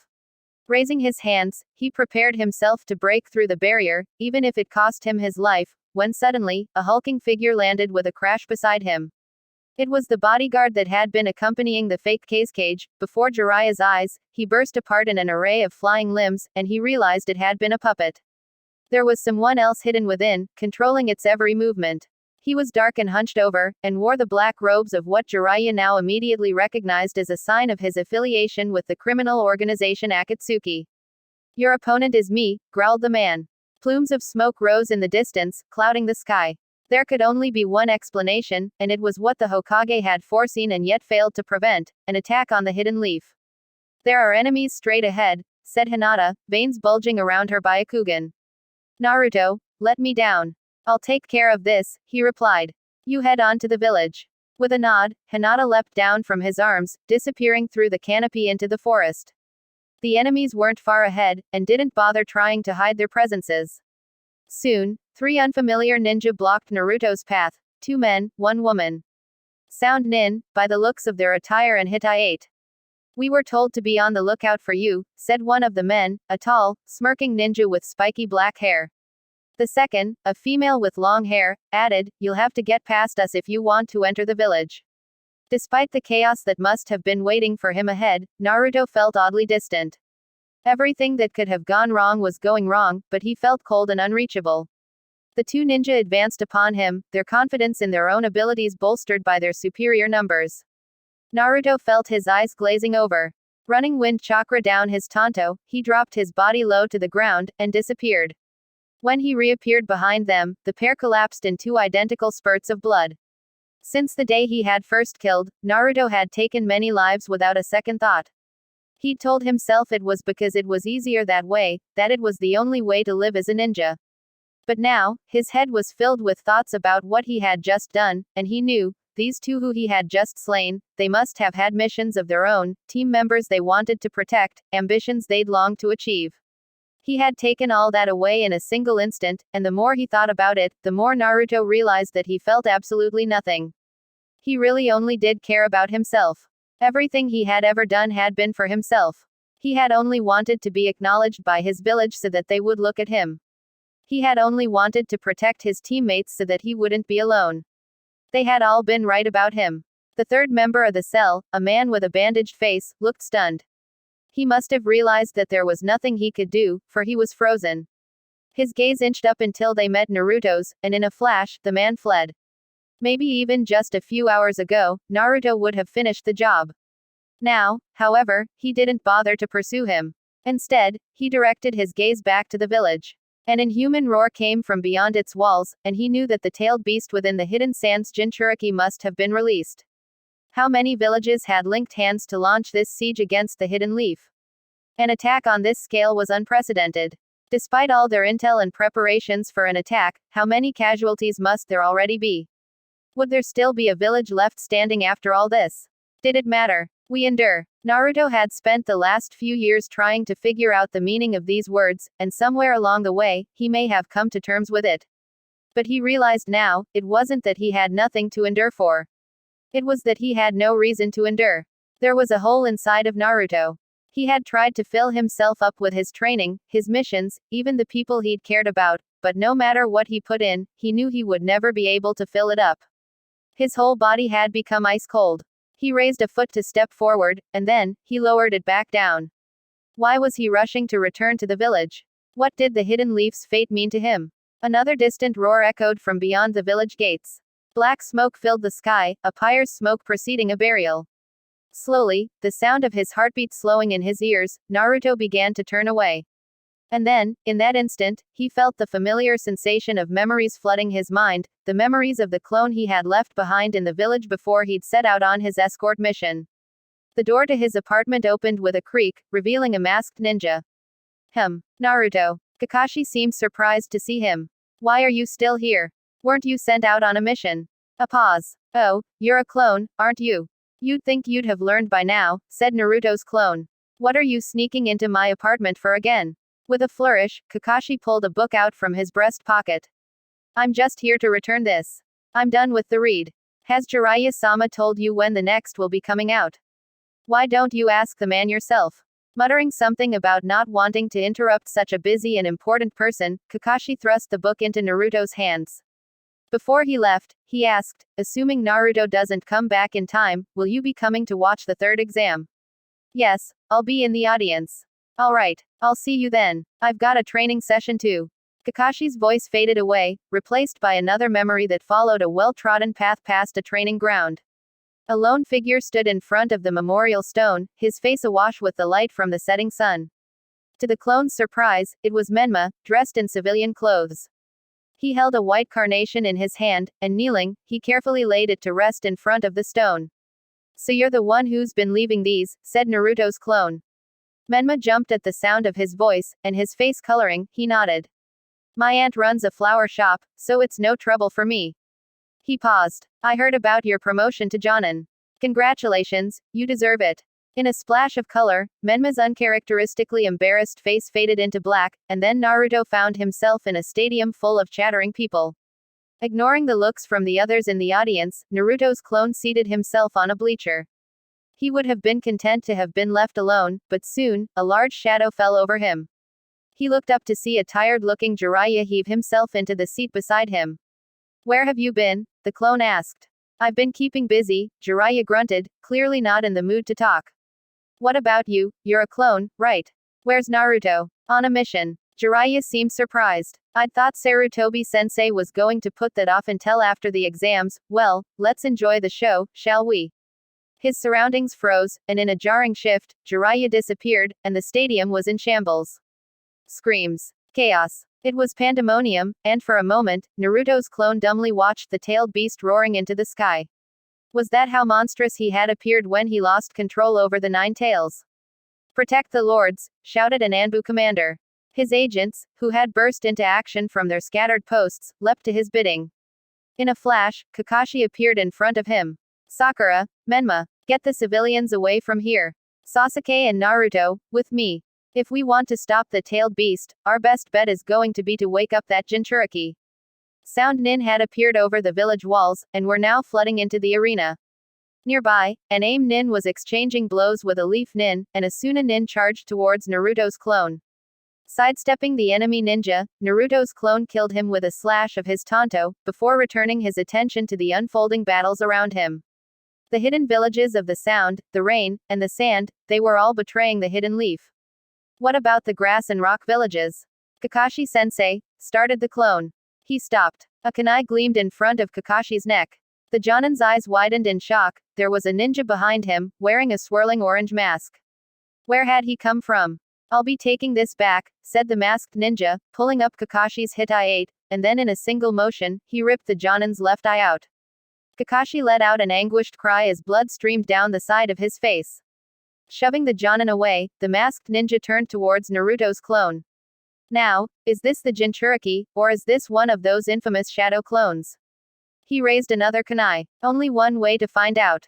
The tailed beast roared, thrashing its tail and shattering another section of the stadium. Down on the shaking ground, his face contorted in pain, Kakashi gritted out, Naruto, run.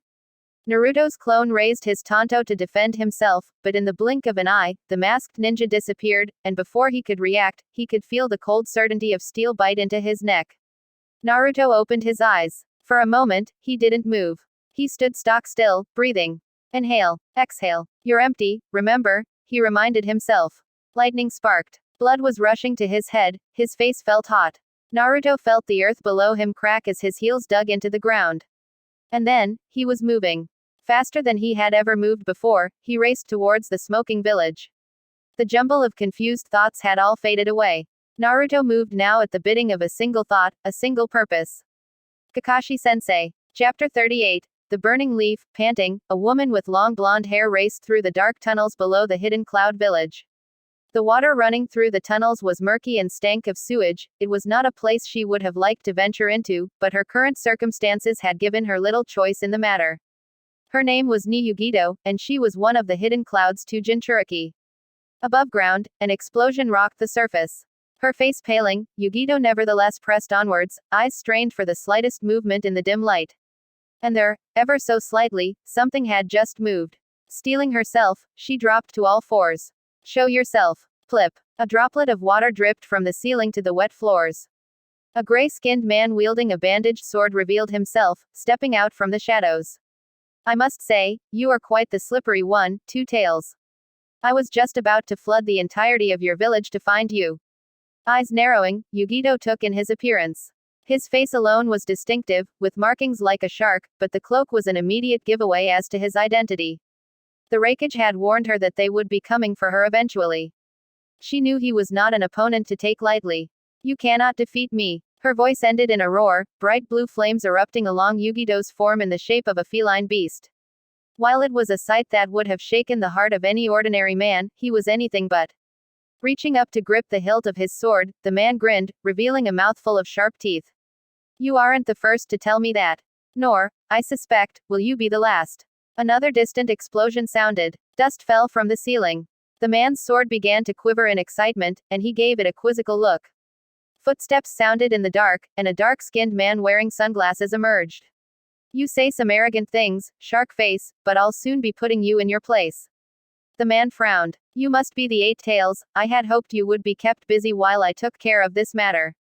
The yellow pupils of Yugido's beast form veered in alarm towards the newcomer. Killer Bee, what about the village and Raikage-sama? Brothers got it covered and told me to find you. We'll take this one down together, and get the other one too, yeah. After a moment's hesitation, Yugido smiled jaggedly. If we both survive this, I'll have to treat you to dinner. One moment, Naruto was in the forest surrounding the village, the next, he was beyond its walls, racing between familiar rooftops. The battle that his clone had witnessed in the stadium had spilled out, extending towards the civilian sectors of the village. Bodies, both local and foreign, were scattered out on the streets, engaged in ongoing skirmishes. To them, it must have been a battle to the death. To Naruto, however, the entire world was moving in slow motion. While he must have used his lightning chakra to speed up his nervous system countless times, this time, something was different. Whereas Naruto had always focused his chakra inside his own body, the immense amount of chakra he'd just processed had spilled out of its container, surging into his surroundings. Now, it was as though the world had become an extension of himself. He could sense every single body within his visible perimeter, and track every slightest movement. It was not unlike what he experienced in his imperfect sage mode, but instead of sensing natural energy, he was sensing the electrical impulses in every living thing. A giant sand-colored beast rose out from the stadium, the One Tail. Naruto knew its Jinchuriki, Gaara, had to be somewhere inside it, allowing the beast to run berserk. However, that was something he would have to deal with later. Though only a few seconds had passed since Naruto's clone had dispersed, anything could have happened. Kakashi-sensei. Ever since Naruto had graduated from the academy and joined his team, the Jonin had been his teacher and ally. Naruto's Kenjutsu, his lightning chakra, they were both things that Kakashi had taught him. Despite all this, or perhaps because of it, it seemed that somewhere along the way, he had come to think of Kakashi as someone who would always be around to eat ramen with him. Now, it was painfully apparent that that wasn't the case. Naruto had traveled the world in search of answers, and come out of it empty-handed. But maybe, he thought, he'd been overthinking the whole thing. Maybe, it was something much simpler. Dark blood poured out of a hole in Kakashi's face. The Jonin's face twisted in agony and he staggered once, twice, before dropping to the ground. Kakashi-sensei, cried Sakura, leaping forward. Frozen, Sasuke's eyes fixed on the spot where the masked ninja had been standing. All he could think about was how he hadn't been able to follow his movements at all. All of his training until now, what had been the point? He was as helpless as he had been on that night. So it was a clone, as I suspected, said the masked man's amused voice. Well, no matter, he'll be here soon enough. From beside Sasuke, Menma brought his hands together. Ninpo, Shinranshin no Jutsu, mind destruction technique. To Sasuke's surprise, the masked man stiffened, and he realized to his astonishment that his teammate's jutsu had worked. Menma turned to him, his expression irate. What are you doing, Sasuke? Get him. Shit. Sasuke pushed himself to action, drawing a pair of kunai from his holster and shooting towards the masked ninja. But it was too late. Menma's face contorted.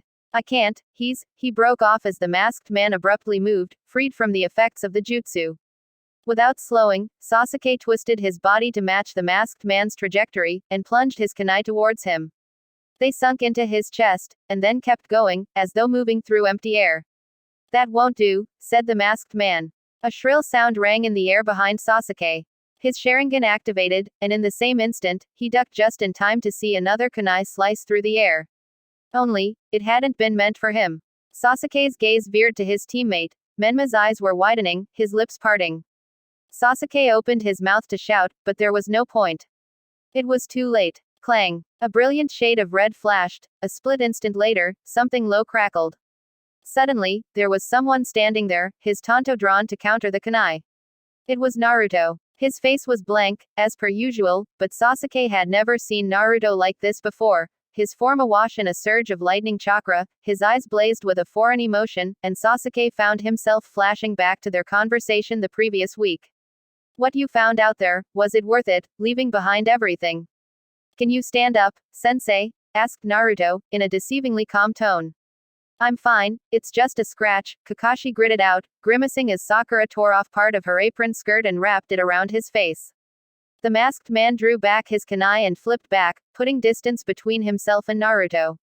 It's good of you to join us, Naruto. I've been wanting to meet you for quite a long time. While it was impossible to tell what the masked man was thinking, if Sasuke had to venture a guess, he would have described him as gleeful. Naruto didn't respond. He disappeared. Somehow, he was moving at a speed faster than even his Sharingan could track, and when he reappeared, his tanto pierced the spot the masked man stood. But just like with Sasuke, the blade cut through with zero resistance, as though swinging through empty air. Was it a genjutsu? No, it wasn't a trick. Naruto's tanto had gone straight through the masked man because the man wasn't there. And yet, at the same time, he was. For the second time in about as many seconds, Sasuke was reminded of just how little he knew, and something deep in his chest seethed. You three help the others stave off the tailed beast, said Naruto, seemingly unfazed.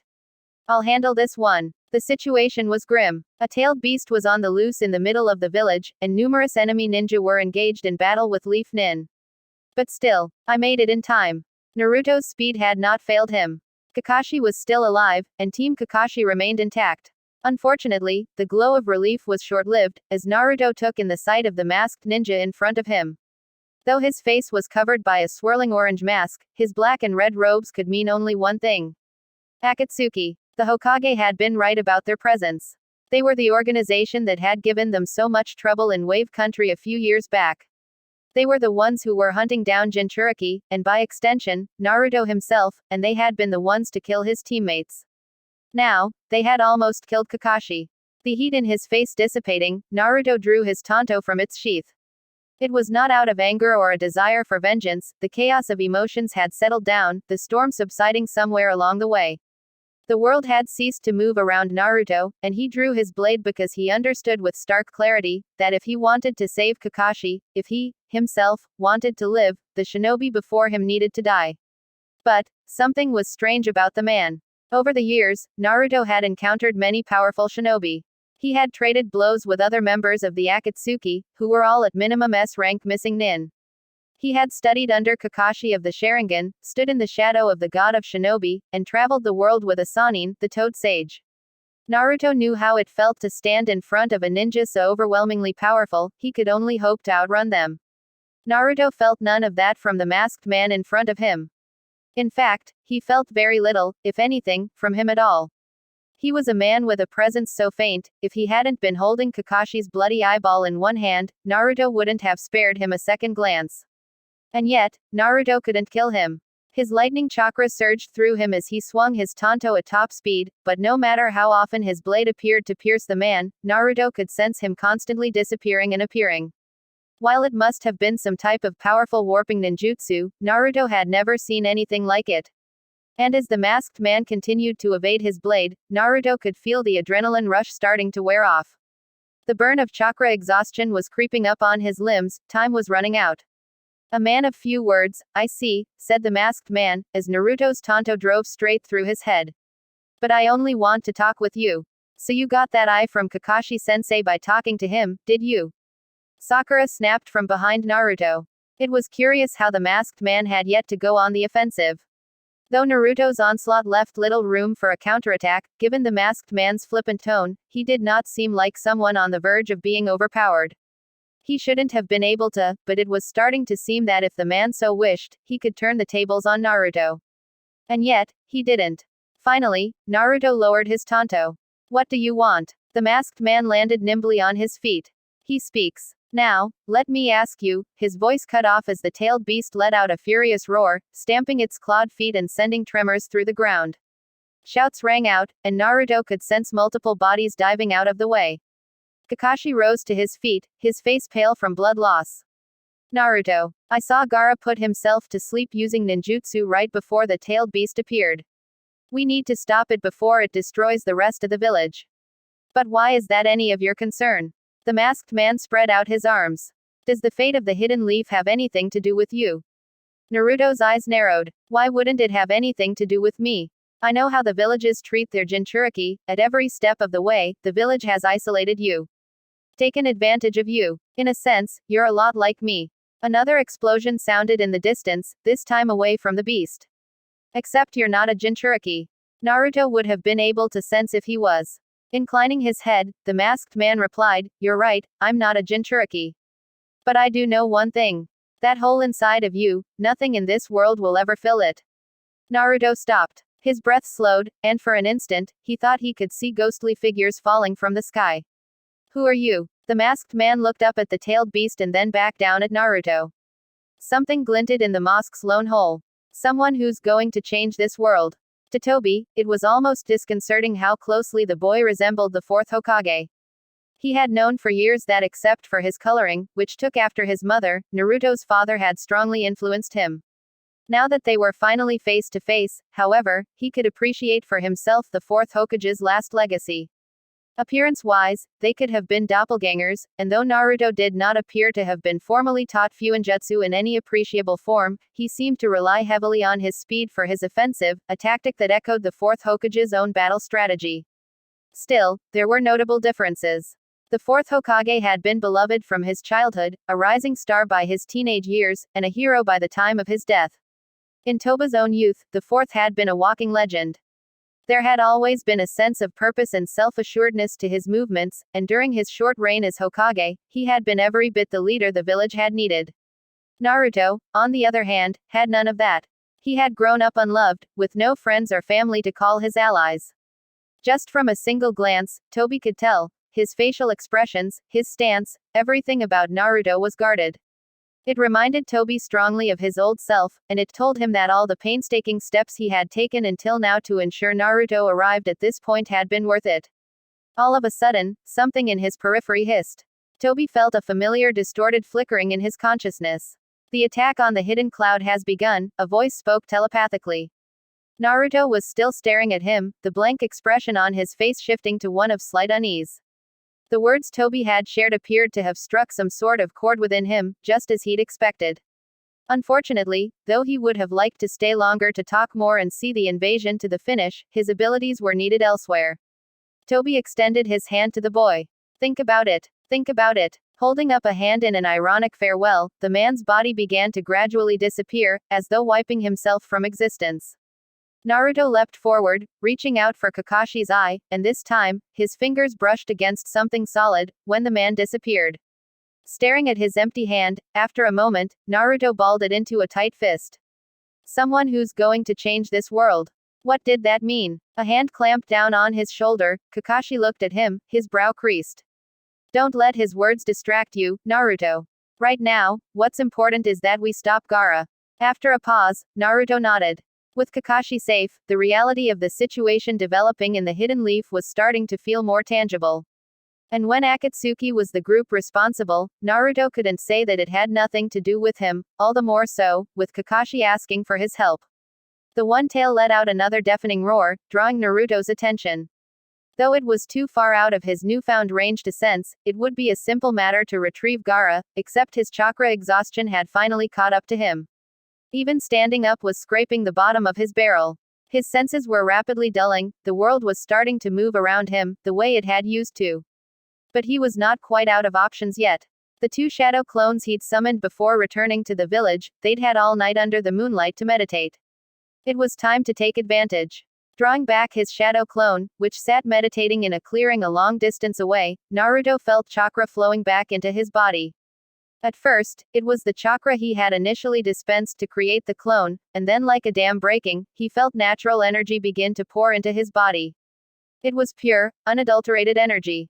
It did not distinguish between good or evil, it simply rewarded those with the patience to open themselves and accept everything it offered. The chakra filled him and molded him. Lightning crackled around Naruto before snapping into a low, controlled hum that shrouded him. Naruto felt his senses return, magnified to even greater heights than before. The balance of his own energy and natural energy was nearly perfect.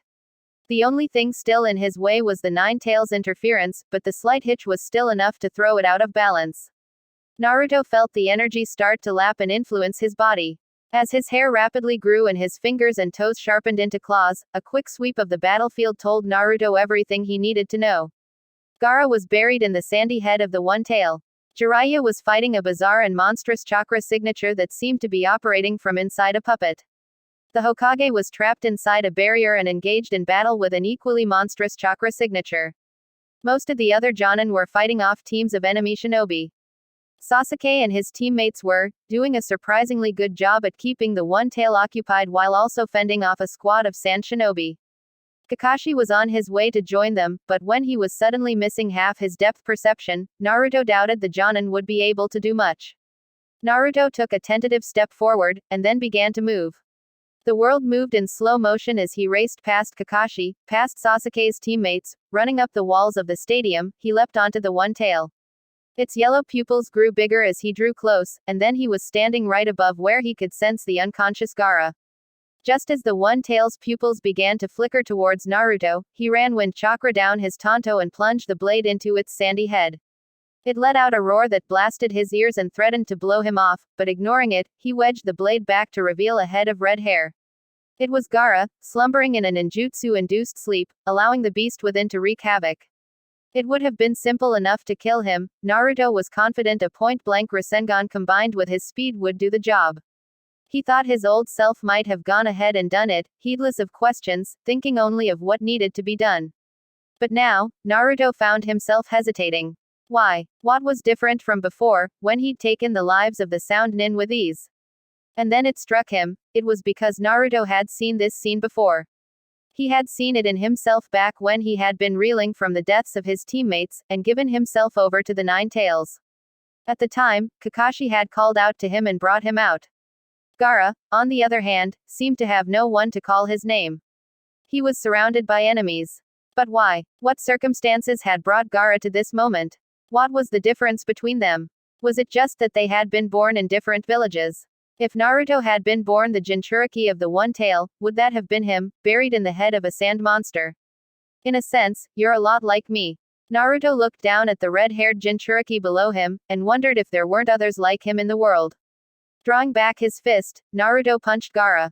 The water around her was endless. Yugito couldn't breathe. Her lungs were on fire, her head felt like it would explode. The Akatsuki intruder had fused with his sword to form a half-shark monster, and used a technique to trap them underwater. To say the cat-like two tails sealed within her was not happy would be an understatement, and while Yugito and the two tails didn't get along on the best of days, they had never been as unified in intention as they were at that moment.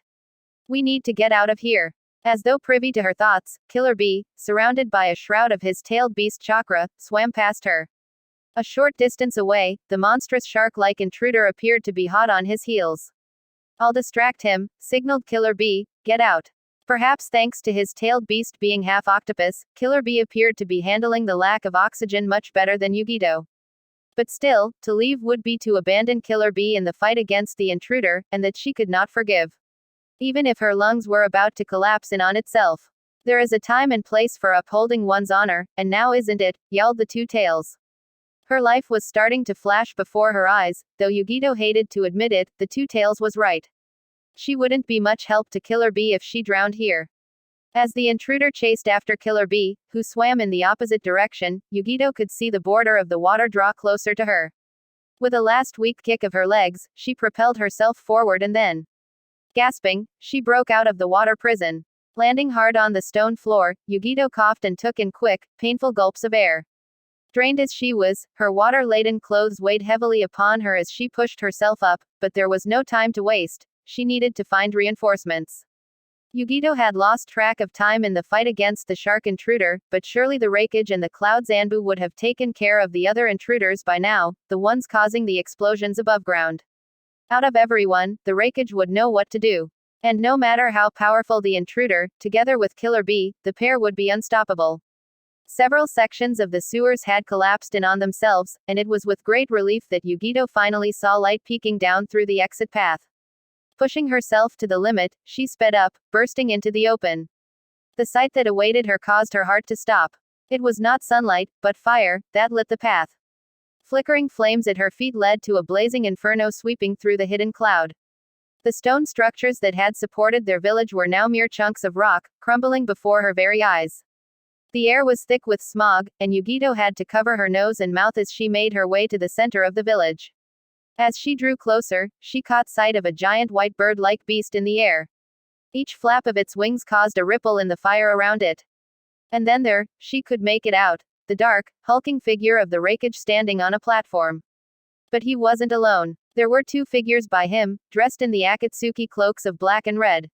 And yet, the Raikage wasn't attacking them. Instead, he was standing very still, while the two beside him conversed.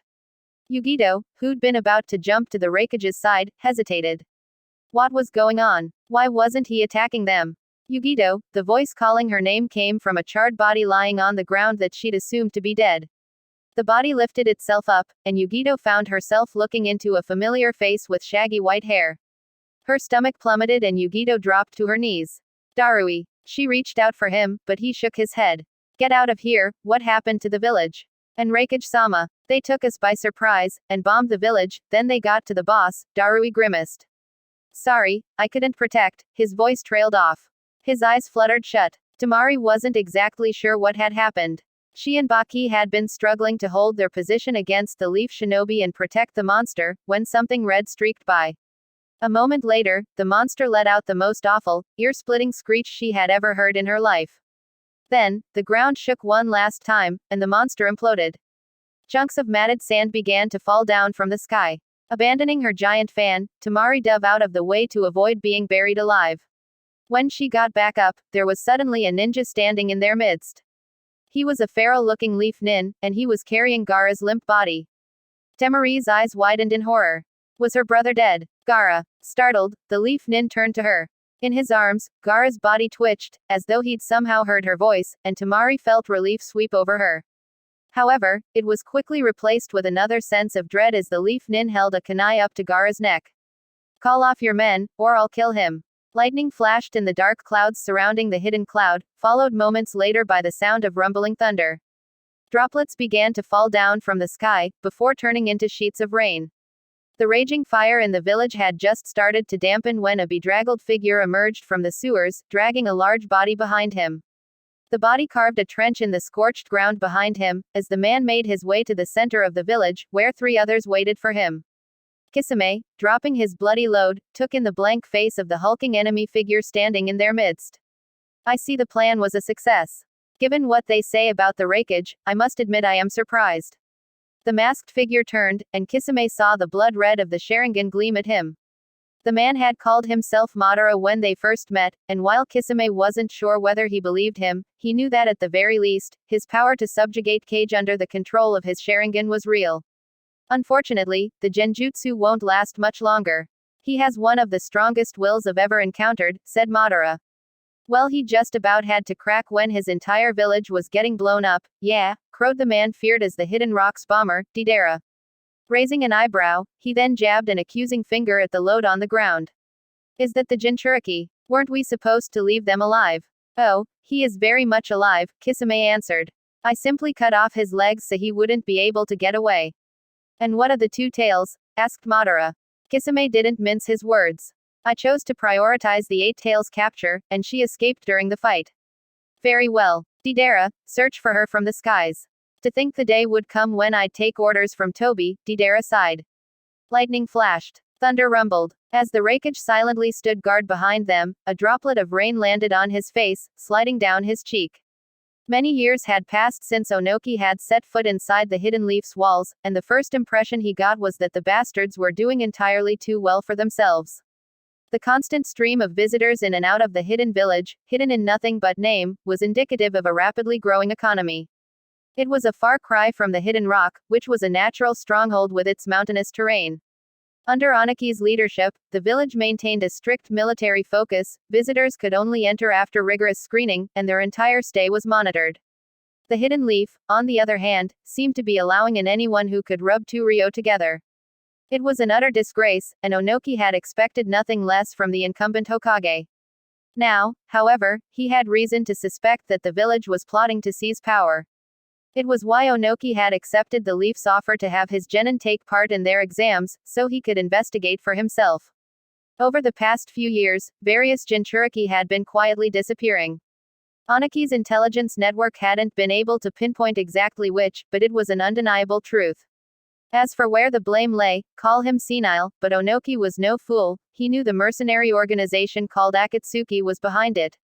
As a previous client of the group, however, he had not expected them to lay a hand on his village. But just recently, the Hidden Rock had lost their 5 tails Jinchuriki. Han had been sent on a top-secret mission with 2 other operatives whose remains were discovered days after they'd been expected to return, a double blow after the departure of the 4 tails Jinchuriki years before. If Akatsuki was so bold as to lay a hand on a Jinchuriki of his village, they must have a mighty ally and contractor. It had to be either the Raikage or the Hokage, and between the two of them, Onoki suspected the latter. However, it seemed that Onoki had been wrong. Great walls of purple fire roared around the distant figures of the Hokage and the Kazekage's impersonator. Shinobi affiliated with sand, rain, and sound were pouring into the village, and skirmishes were breaking out between them and the Leaf Nin. Lord Third, said Kitsuchi, his son and right-hand man. Our genin have been safely evacuated. It seems our suspicions about the leaf were misplaced, said Onoki gravely, watching a group of AIM Nin overwhelm a young leaf chunin.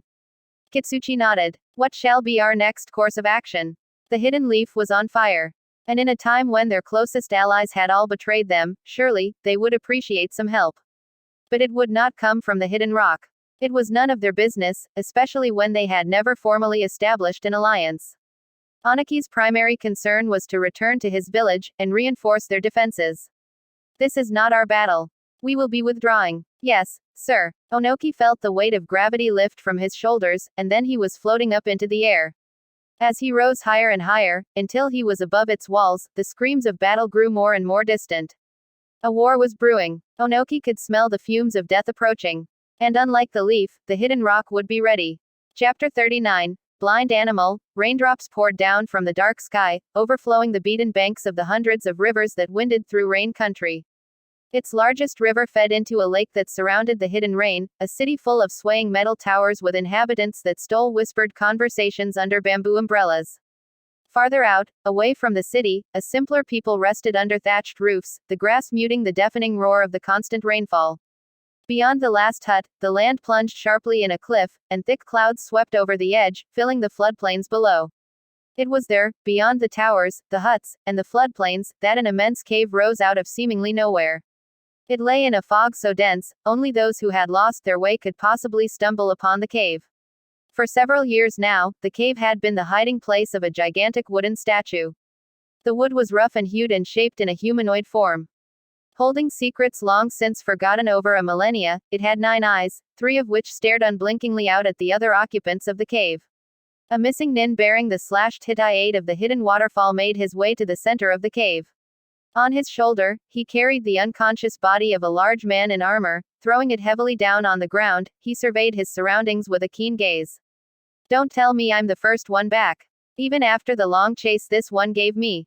Kisame is currently on his way back with the 8 Tails Jinchuriki, answered a woman's voice.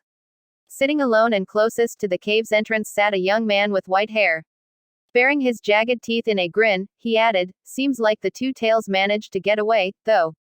A mere setback. It is only a matter of time until we capture the rest, said a deep voice from farther back in the cave.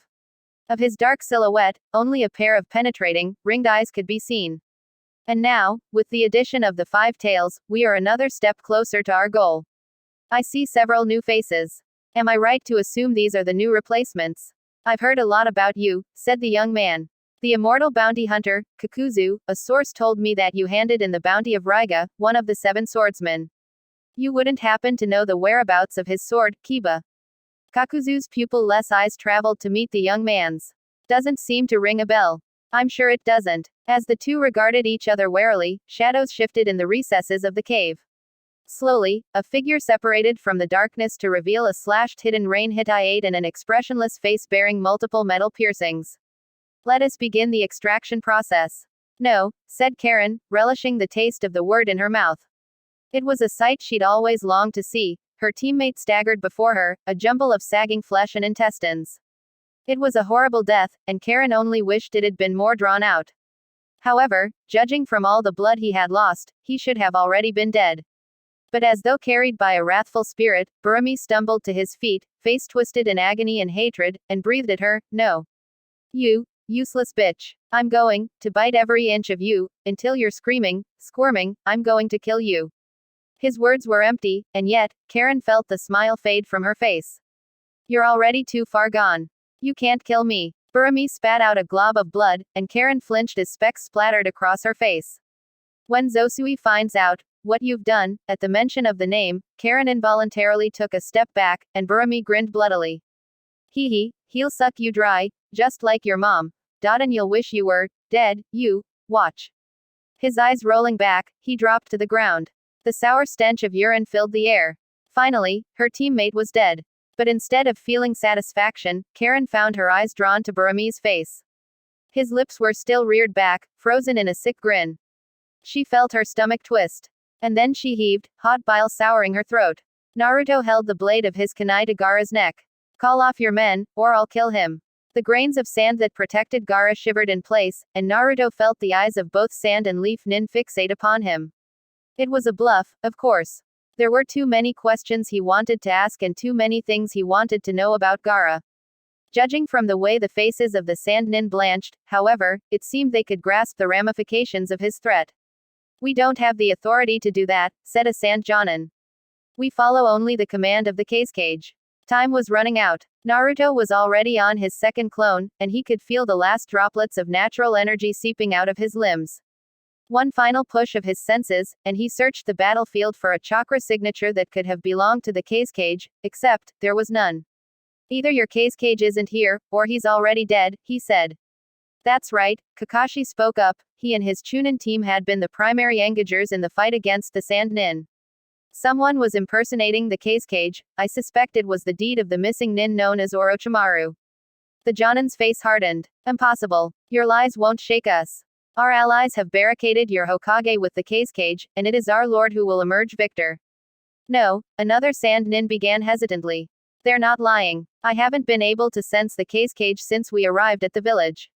The Sand Kunoichi, Tamari, recoiled.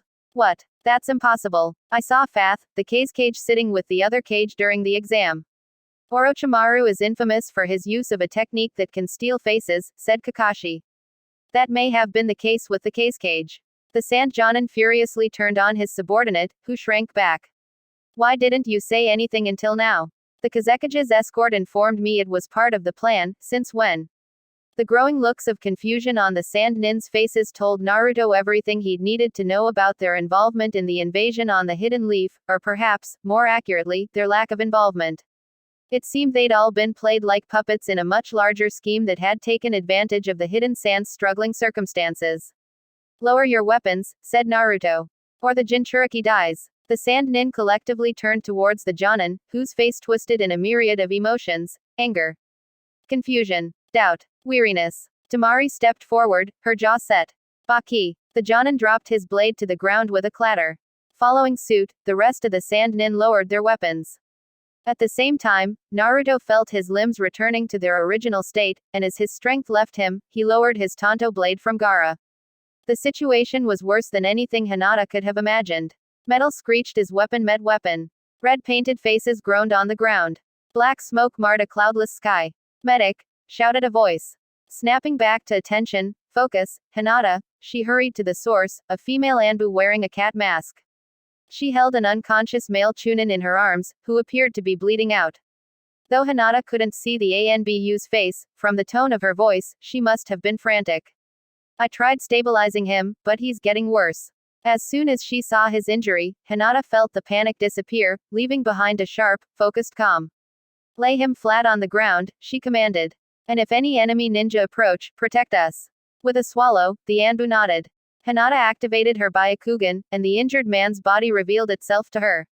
A deep gash stretched across his abdomen, a wound that, while serious if left untreated, was not immediately life-threatening. The man's body suddenly spasmed, before stiffening, and a bubble of frothy sputum formed at his lips. Hinata frowned, focusing her survey. Judging from the symptoms, there had to be something else there. It was faint, but obvious now that she knew what she was looking for. Some kind of foreign agent was in his blood, shutting down his system. The moment it reached his heart, the man would go into cardiac arrest. All of a sudden, the female Anbu flung out a shuriken that embedded itself into the forehead of a ninja from the Hidden Rain, who dropped to the ground. In the same breath, she formed a tiger hand seal before blowing out a fireball at another rain assailant. Meanwhile, Hinata concentrated her chakra into her fingertips and pressed them around the areas she could see the foreign agent, blocking any further progression. Then, her hands glowing with the faint aura of medical ninjutsu, she guided the worst of it out of his system. Black liquid pooled out of his facial orifices, and the effect was immediate, as the man shuddered once, before relaxing. His eyes fluttered and then opened. Hayate! Cried the Anbu, jumping to his side. Suddenly, Hinata heard a moan. 50 feet away, the foreign ninja that the Anbu had defeated lay on the ground, their bodies scorched and still sizzling. The awful smell of singed meat filled the air. Half their face had melted away, but they were still alive. A sunken eyeball in a lidless socket turned towards Hinata. Her chest ached. Quickly joining their side, Hinata sheathed her hands in chakra. Placing them over the ninja's chest, she stopped their heart, and with one last sigh, the ninja fell silent. A bead of sweat trickled down her temple. Wiping it away, Hinata straightened up and surveyed the battlefield. Spotting another leaf nin splayed across the ground, she hurried towards them. There was much left for her to do. And while she couldn't get to everyone in time, she would do her best. Too much. It was all too much for Karin. Too many people were dying. One by one, chakra signatures all around her were being rapidly extinguished, like candle flames in a maelstrom. While on an unprecedented scale, it was not an unfamiliar sensation for Karin, who curled up into a tighter ball inside her dark hiding place. In a flash, she found herself transported back to her hut in grass country, dark night peeking through the cracks in her ceiling. She could hear an odd clattering sound, and for a moment, Karin wondered if Zosui had found her. She tensed, waiting for his iron grip to clench around her arm, when she realized she was alone, and the sound was coming from her chattering teeth. No more, she thought. Something heavy crashed outside onto the wall of the shed, and she wondered if it was Burami, still howling for her. Perhaps his blood, still splattered across her face, had summoned him. No, she thought, squeezing her eyes shut. But despite her words, she could still feel hands grabbing her, pawing at her. Phantom teeth chomped on her arms, and she felt the drain of chakra leaving her. Clink, clink, clink. While Karin knew none of it was there, she could almost feel it, the cold metal of chains encircling her ankles and binding her. They bit into her skin, leaving them raw and stinging painfully. They held her there, and she wondered if that was all her life had ever amounted to. Maybe, she thought, she just wasn't strong enough. Just like her mother hadn't been. Tears pooled up at the corners of Karin's eyes and slid down her cheeks, before landing on her shoulder. It was then, in that instant of utter darkness, that she sensed him. Though his chakra had disappeared for a while now, all of a sudden, she could sense it again, quiet, yet resilient, reserved, yet beautiful.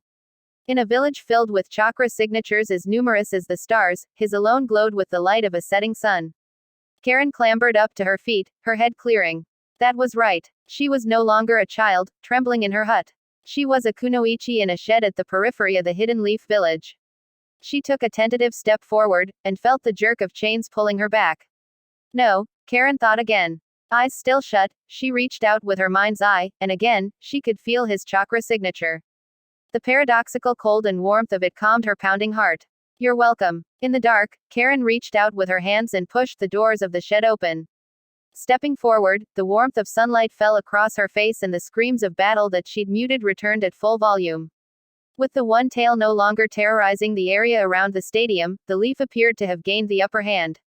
Though the unmoving bodies on the ground were in equal parts leaf nin as they were foreign ninja, the number of active skirmishes had dropped. Naruto knew several large-scale battles were still ongoing. The last time he'd checked, both the Hokage and Jiraiya had been fighting against two formidable foes. However, with his own chakra reserves on its last legs, the only thing he could do was to have faith in their abilities. Given the circumstances, their primary concern was to keep an eye on Gaara. In the meantime, Sasuke and Sakura had left to help rescue more civilians, and Naruto and the remaining members of Team Kakashi tied up the captured sand nin. This is chakra rope, explained Menma, crouching down to bind the Jonin's wrists. Picked it up from my uncle, it blocks chakra flow so that they can't escape. As Menma finished the rest, Kakashi turned to Naruto. The left side of his face was covered, as it usually had been. It felt strange knowing that under the bandages, the infamous Sharingan eye was no longer there. He had to wonder how its absence would affect the Jonin's future. That masked man, started Kakashi. He was there, in Wave Country. He was the one who killed Zabuza. Naruto raised his eyebrows. He had never read the official mission report, and had always assumed Kakashi had been the one to kill the missing nin.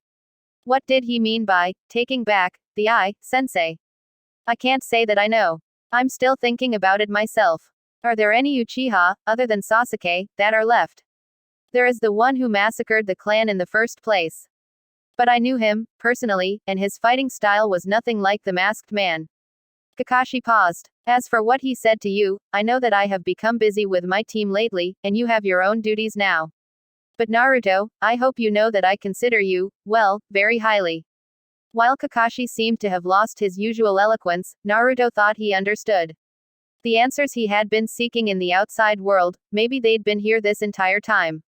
Somewhere inside of him, something was starting to take shape. While mostly intangible, with a little more effort, he thought he might be able to make something of it. Naruto wondered whether the ramen stall was still intact.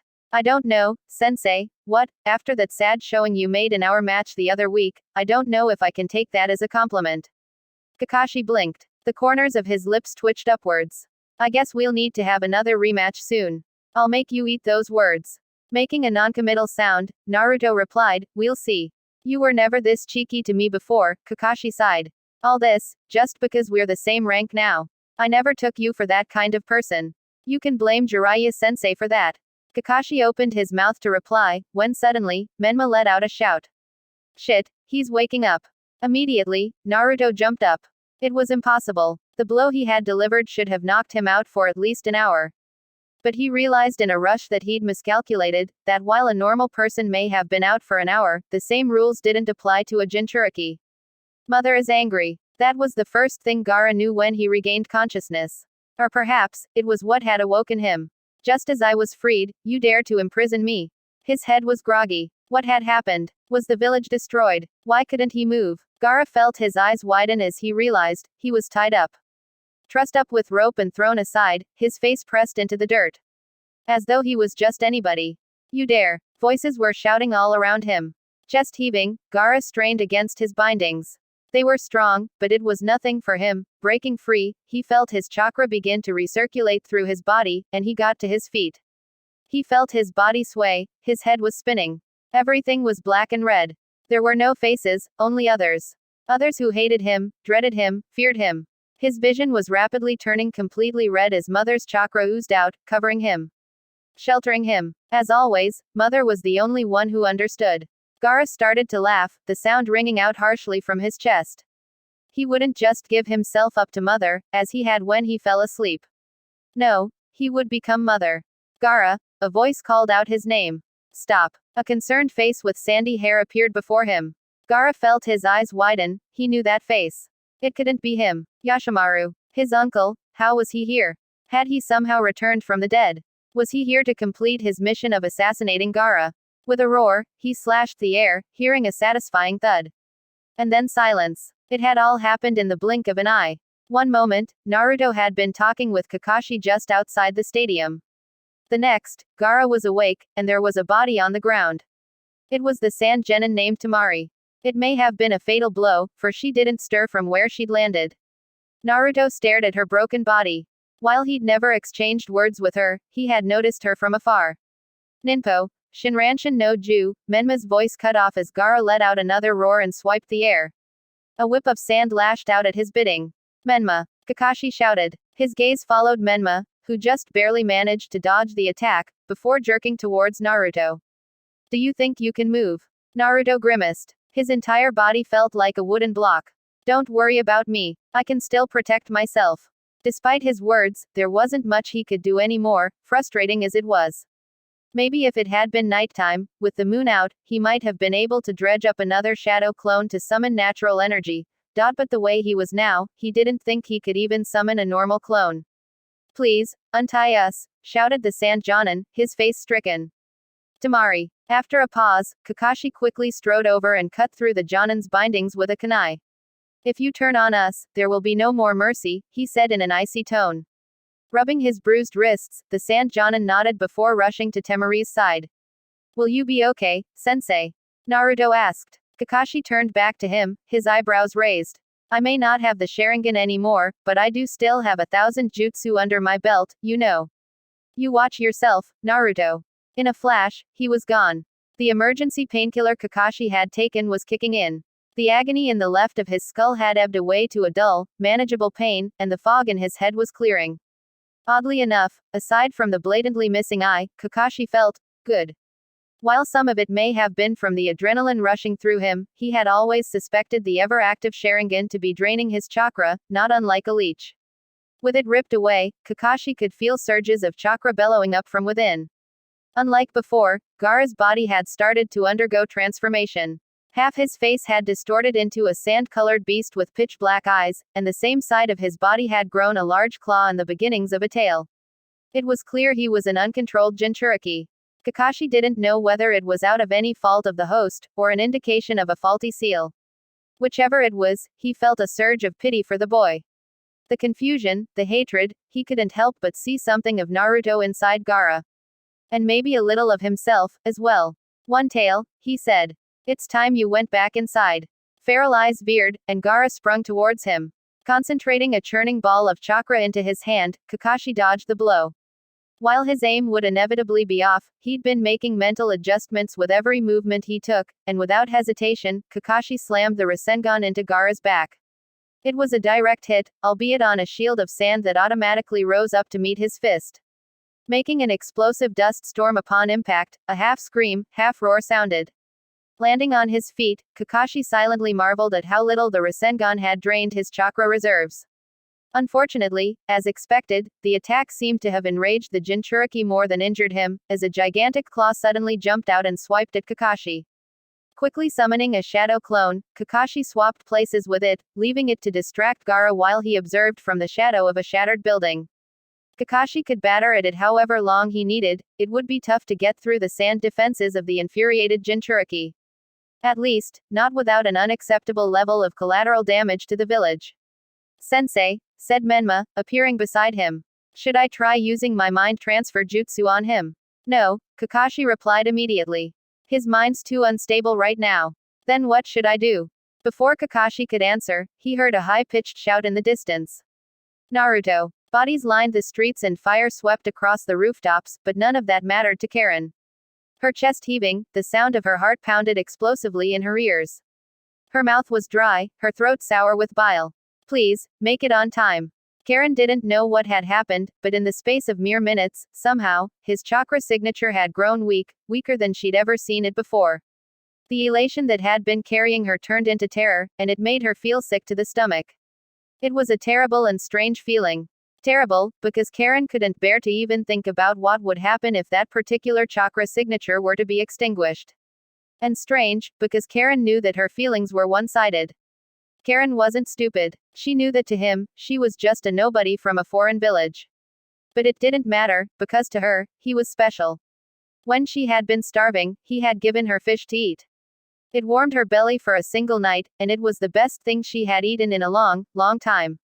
He barely seemed to remember, but that didn't matter. Karin remembered. There, in the distance, she saw him. A dot that grew bigger and bigger, to reveal a red-headed male in leaf fatigues. His chakra signature, while weak, was still hanging on. There was a monstrous signature nearby, the same one that had erupted in the stadium and started this whole mess, but that didn't matter. What was important was that he was there, breathing. Naruto, she shouted, eagerly. However, the wind carried her voice away from him, and she felt the monster instead turn its attention towards her. Its face twisted, and it leapt towards her. With a screech, the world seemed to slow down around her. Eyes widening, she followed the monster's trajectory through the air. The moment it reached her, she knew she would die. Clink. She would die, without having ever escaped her village. Clink. Clink. Without having killed Zosui. Clink clink clink. Without ever seeing the stars again. Clink clink clink. Without ever meeting Naruto again. No. Something within her, everything that had been coiled up tightly inside for a long time, exploded. In a burst of color, the world returned to its normal speed. Chains, glowing brightly with chakra, flew out of Karin, wrapping themselves around the beast. Kakashi could hardly believe his eyes. A red-haired woman, with chains coming out of her body that wrapped themselves around a tailed beast, Kushina. No, it couldn't be. She'd died years ago, on the same night that had claimed the fourth Hokage. The woman before him must have been another survivor of the Uzumaki clan. And now that he looked closer, it was true. This particular woman wore glasses, and behind them were a pair of striking crimson eyes. Kakashi vaguely recalled seeing her before. She was a Kusa genin participating in the Chunin exams. At the time, he'd even teased Naruto about her. He'd never expected to see the technique again, and it couldn't have come at a more opportune time. However, it looked as though she didn't know how to properly utilize the chains.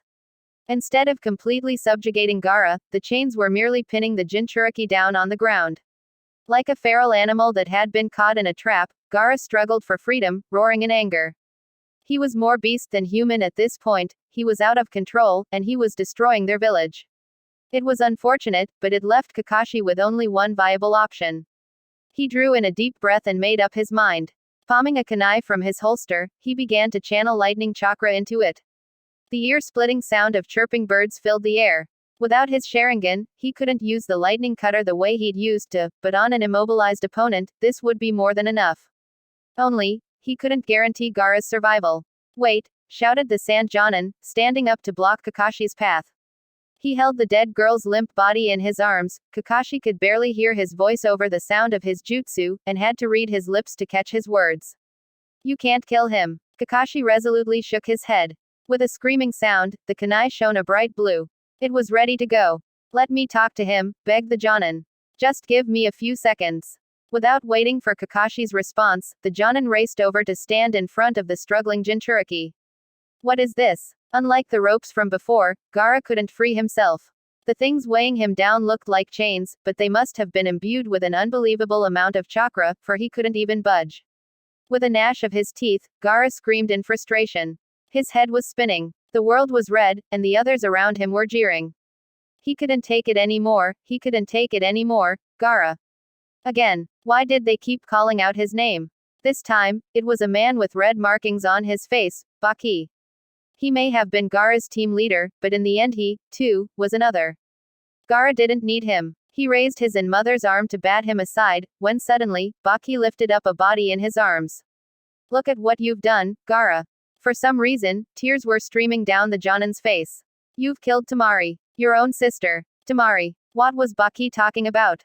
That wasn't Temari. That was Yashimaru, his first would-be assassin. Temari was back home with Konkuro. She was. The body, its hair was tied up in pigtails. And her frame, it was a woman's body. Gaara froze. Temari, suddenly, through the red haze, he remembered, his sister had accompanied him to the Chunin exams. They'd had ramen together just a few nights ago.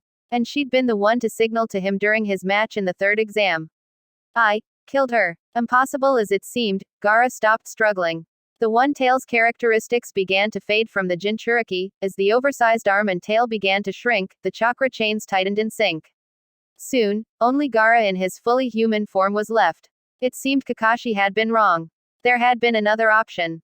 He just hadn't been able to see it. He was glad to be proven wrong. Slowly, Kakashi lowered his kunai, and the shrill sound of birds faded away into the air. Kakashi of the Sharingan, said a cold voice to his left. This is for Zabuza. Before he could react, something pierced through his back, ramming straight into his heart. His eyes widened. He looked down, to see a bloody Senbon needle protruding from his chest. Suddenly, he couldn't speak. With the last of his rapidly fading strength, he looked back and saw a mask, a hunter nin. Kakashi stumbled, before dropping to his knees. Someone was shouting, but he couldn't make out the words. Everything was growing dark. His chest was unbearably tight. He couldn't breathe. Was he dying? It was true what they said about your last moments. Kakashi could see his life flashing before his eyes, the faces of his loved ones surrounded him. His father, the once renowned White Fang of the Leaf. Obito. Rin. Minato-sensei. Mayu. Rai. Everyone he'd ever held dear, they'd all gone before him, leaving him behind. It had been hard, but he was a shinobi, and he had endured alone as best as he could. No, that's not quite right. He hadn't been quite alone. He still had. Chapter 40. My friend, though Jiraiya had battled countless opponents of all shapes and sizes over the years, he was finding it difficult to believe that the man before him was actually human. Scuttling across the rooftops on all fours, an iron tail whipped out from the man's cloak towards Jiraiya, who leapt backwards. Without pause, the man's mouth opened, and a barrage of Senbon needles rapidly shot out. They would have hit Jiraiya, if it weren't for his white mane technique protecting him. As it was, the needles deflected off and bounced harmlessly down to the ground. Landing a distance away, Jiraiya waited for his opponent to pursue him. However, as he'd suspected, the man didn't move from his rooftop. It seemed that no matter how many times Jiraiya attempted to move the battle outside of the village walls, the man wouldn't follow him. It was clear that while his intended opponent was Jiraiya, his primary goal was to protect the perimeter of the barrier walling off the Hokage and Orochimaru. That alone told Jiraiya his opponent was different from the others he'd faced in the organization so far. Rather than fighting for the love of battle or to quench his bloodthirst, this man fought with purpose. This was an issue, of course, because it meant that Jiraiya couldn't summon Gamabunta. And while Jiraiya thought he could eventually outmaneuver the puppeteer, with the village as a battleground, he wanted to minimize collateral damage as much as possible. Jiraiya-sama, are you alright? A dark-haired ninja appeared beside him, with a team of 3 young shinobi in tow. If it isn't Asuma, exclaimed Jiraiya. Don't write me off just because I've started to develop a bit of a gut. Lips rearing back in a grim smile, Asuma held up a pair of blades. I wouldn't dream of it. We're here to help. What's your plan for this clown? Funny you should ask. Biting into his thumb, Jiraiya painted 2 red lines on his face and brought his hands together.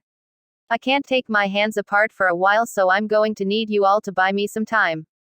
While it would have been faster to travel in her transformed state, the blue flames were too conspicuous, and Yugito did not like her odds against a long-ranged opponent. A distance away in the sky, she could make out the white speck that was the strange flying organism belonging to the Akatsuki intruders. Hiding her presence as best as she could while maintaining a pace that wouldn't falter behind, Yugito had been following their tail for the past few hours.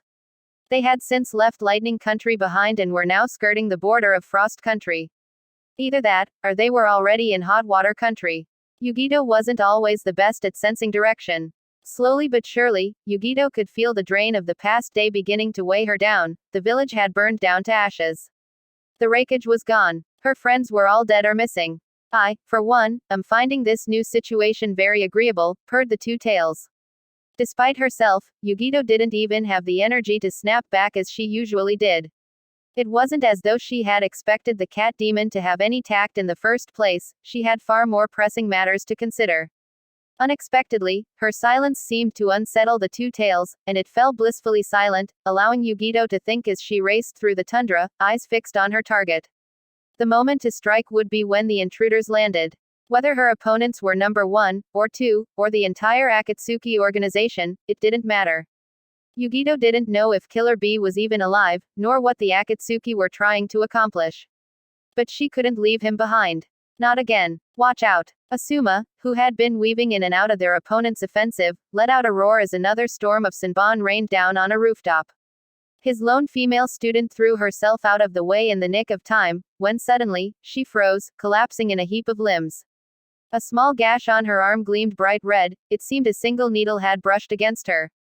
Poison! Ino! Shouted her teammates, rushing to her side. As Jiraiya had feared, their opponent seemed to be overpowering Asuma and his team. It was difficult to sit back and allow them to cover for him. Fortunately, his preparations were nearly complete. In a burst of cloudy smoke, 2 toads appeared on his shoulders. Fukasaku and Shima, his longtime allies who gathered natural energy for him. And I thought you didn't like this form, said Fukasaku. Jiraiya grimaced, as he felt his nose growing bulbous. Now is not the time to be particular about my appearance. His senses rapidly scaling up, Jiraiya noticed something interesting about his opponent. Everything he could see of the man, whether it was the face, oddly stiff in its movements, or the tail, appeared to be connected to thin chakra threads. A puppet. That explained the unnaturalness of his enemy. It wasn't human after all, but a puppet. Jiraiya had heard of the rumors of the master puppeteer within the Akatsuki's ranks, and now he had a face for the name. Sasori of the Red Sand. Unlike a normal puppet, however, the chakra threads appeared to be leading inwards. Jiraiya had never seen the like, and yet the more he thought about it, the more sense it made. Was the actual puppeteer inside the puppet? Fall back. Jiraiya shouted to Asuma. Take your team to safety. Asuma grimly regarded his student, before looking up at the rooftop beyond Sasori, at the violet barrier surrounding the Hokage and Orochimaru. Looking torn, he said, please, protect my father. You underestimate that old man, said Jiraiya. He'll be fine. His tone must have been overly jovial. Asuma only responded with a grim nod, before picking up his student and disappearing. The sage, Jiraiya, said Sasori, the puppet's tail arched inquisitively. I've heard much about you. You will make a most excellent addition to my collection. It happened in the blink of an eye. Shima and Fukasaku's tongues burst out, and Jiraiya leapt forward. One muscular tongue wrapped around Sasori's tail, neutralizing it, while the other bound the puppet's mouth. Jiraiya pulled back his hand to Rasengan the puppet to oblivion, when Sasori raised his left arm, revealing what appeared to be a torpedo. A good puppet master always had another trick up his sleeve. But, they had never had to face off against a toad sage. Jiraiya's white mane rose up to defend him from the impending shrapnel, and his fist connected solidly with the head of Sasori's puppet. The puppet was surprisingly durable. While it was a blow that would have pulverized anyone else's head into pieces, in the case of the puppet, its face caved inwards, before the entire puppet blew back, spinning bodily through the air. It crashed into the roof of a nearby building, sending the entire infrastructure crumbling to the ground. Jiraiya winced. Oh dear. Jiraiya, chided Shima. There's no time for that now, the barrier. Fukasaku urged. With one last look down at the rising smoke, Jiraiya leapt up the tiled rooftops to his target. 4 violet walls rose up around several different figures who appeared to be locked in combat. Several. Taking in the faces of the new combatants, Jiraiya realized with a jolt, they were the first and second Hokage, apparently back from the dead to follow Orochimaru's every bidding. Just what had his old teammate been up to over the years? Several Anbu, apparently helpless to do anything besides shout verbal encouragements, observed the battle from outside the barrier. Even if the shape and form are the same, they're neither the first nor second Hokage. I know, responded the third. Despite his words, Jiraiya knew his teacher. The internal turmoil he must have been feeling at fighting the previous Hokage would no doubt cause him to subconsciously hold himself back. Jiraiya had to step in, and fast. Besides, this was his fight. But before he could make a move, Jiraiya tensed, and leapt up, just as a wave of puppet arms crashed into the rooftop. As he flew back, he looked down to see a red-headed man in Akatsuki robes regarding him from the ground. A large, hulking puppet hovered in the air behind him.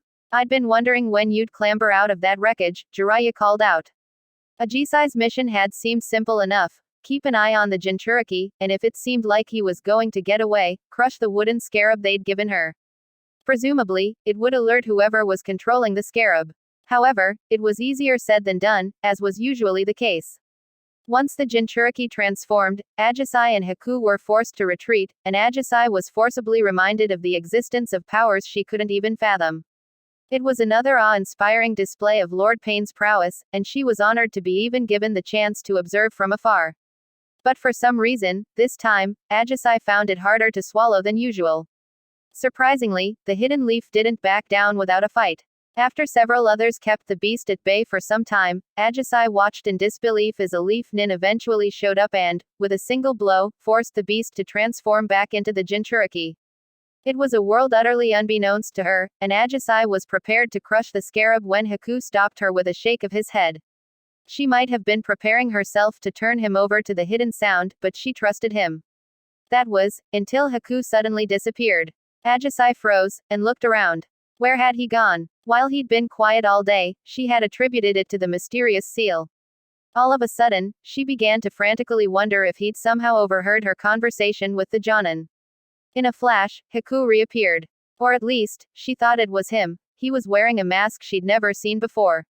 Taking a lurching step, Haku stumbled towards her, and she rushed to support him. Haku, what did you do? Run, he gritted out. The trees rustled, and a young blonde leaf nin appeared on the other side of the clearing. As soon as he caught sight of them, his face contorted in such fury, Ajisai felt herself take an inadvertent step back. Shinranshin no Jutsu, mind destruction technique, cried the leaf nin. While Haku dove to the side, Ajisai felt something very strange happen to her body. Against her will, each hand drew a kunai from her holster.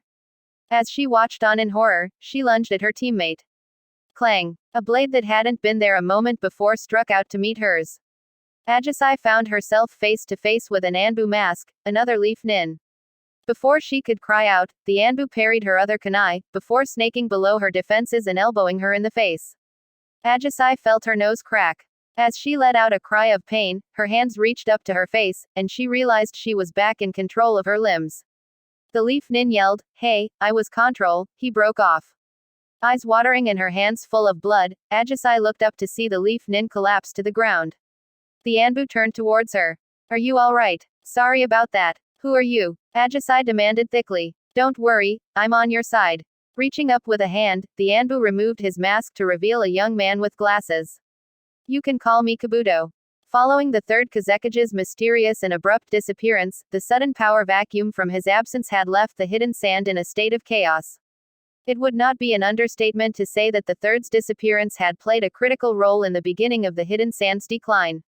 Even now, years later, Jiraiya knew that the village was still searching for the man who'd once been hailed as the strongest Kage ever. Now, Jiraiya knew exactly what had happened to the third. He had become Sasori's human puppet. A wave of black iron powder crashed onto the ground just as Jiraiya leapt away. He felt a particle just barely miss his skin, and a shiver ran down his spine. He knew that a single instant's contact could have very well ended him.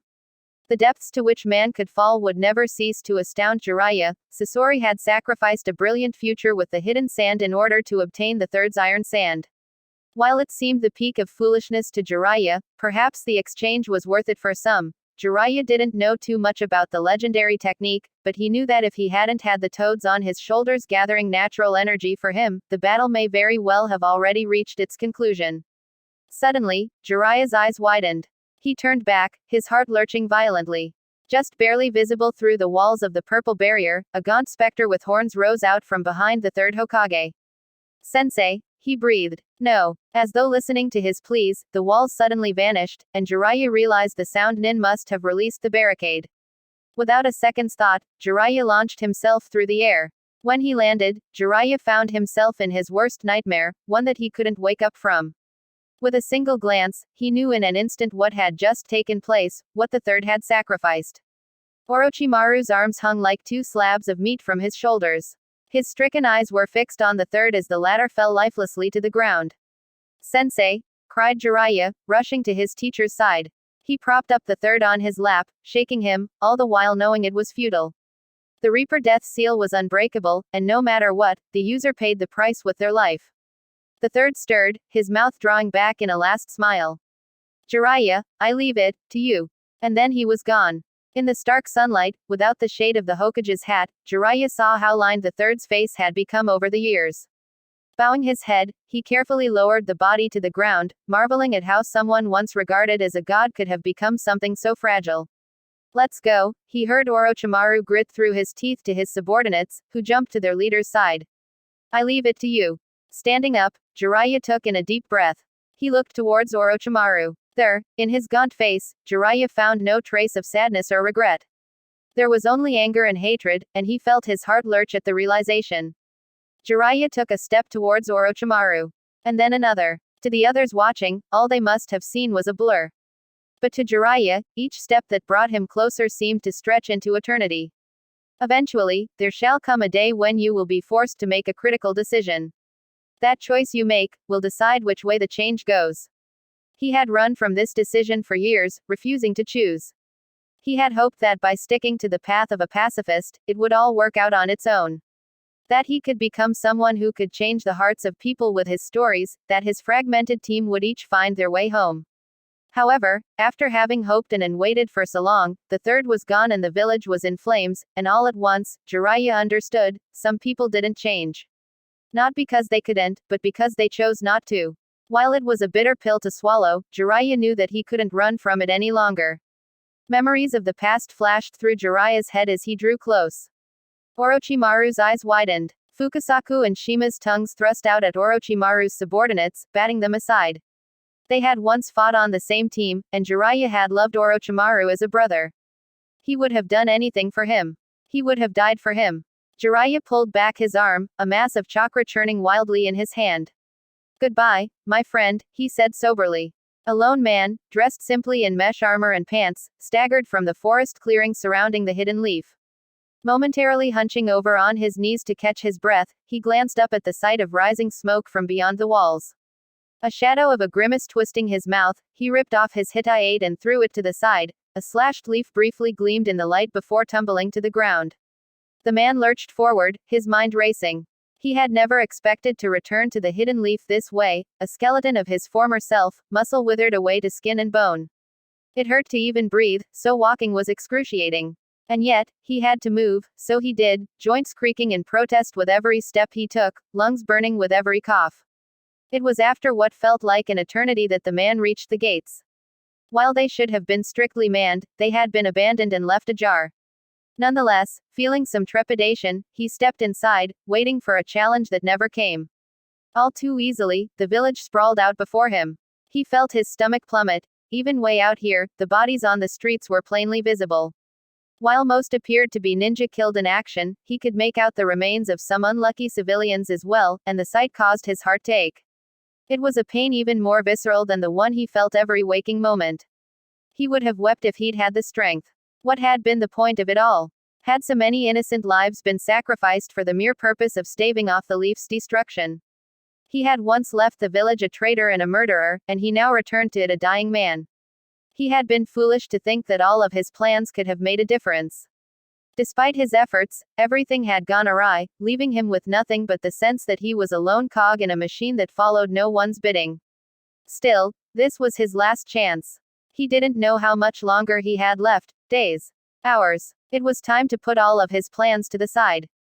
What mattered now was that in whatever time he had left, this was his last chance to deliver all the information he had gathered over the years. His last chance to see his brother. Chapter 41. The rain stops. When Kakashi stumbled forward and Naruto instinctively jumped out to grab him, his first thought was that it had to be a clone. Kakashi had to have switched himself with a body replacement jutsu. Any second now, the clone would dissipate, and the Jonin would jump down from a tree, with a hand holding Jiraiya's latest book. But Kakashi didn't disappear, and Naruto instead found himself staring down at a graying face. The bloody tip of a blade poked out from the Jonin's chest. It was a blow strong enough to have dissipated even a shadow clone. Which could only mean one thing.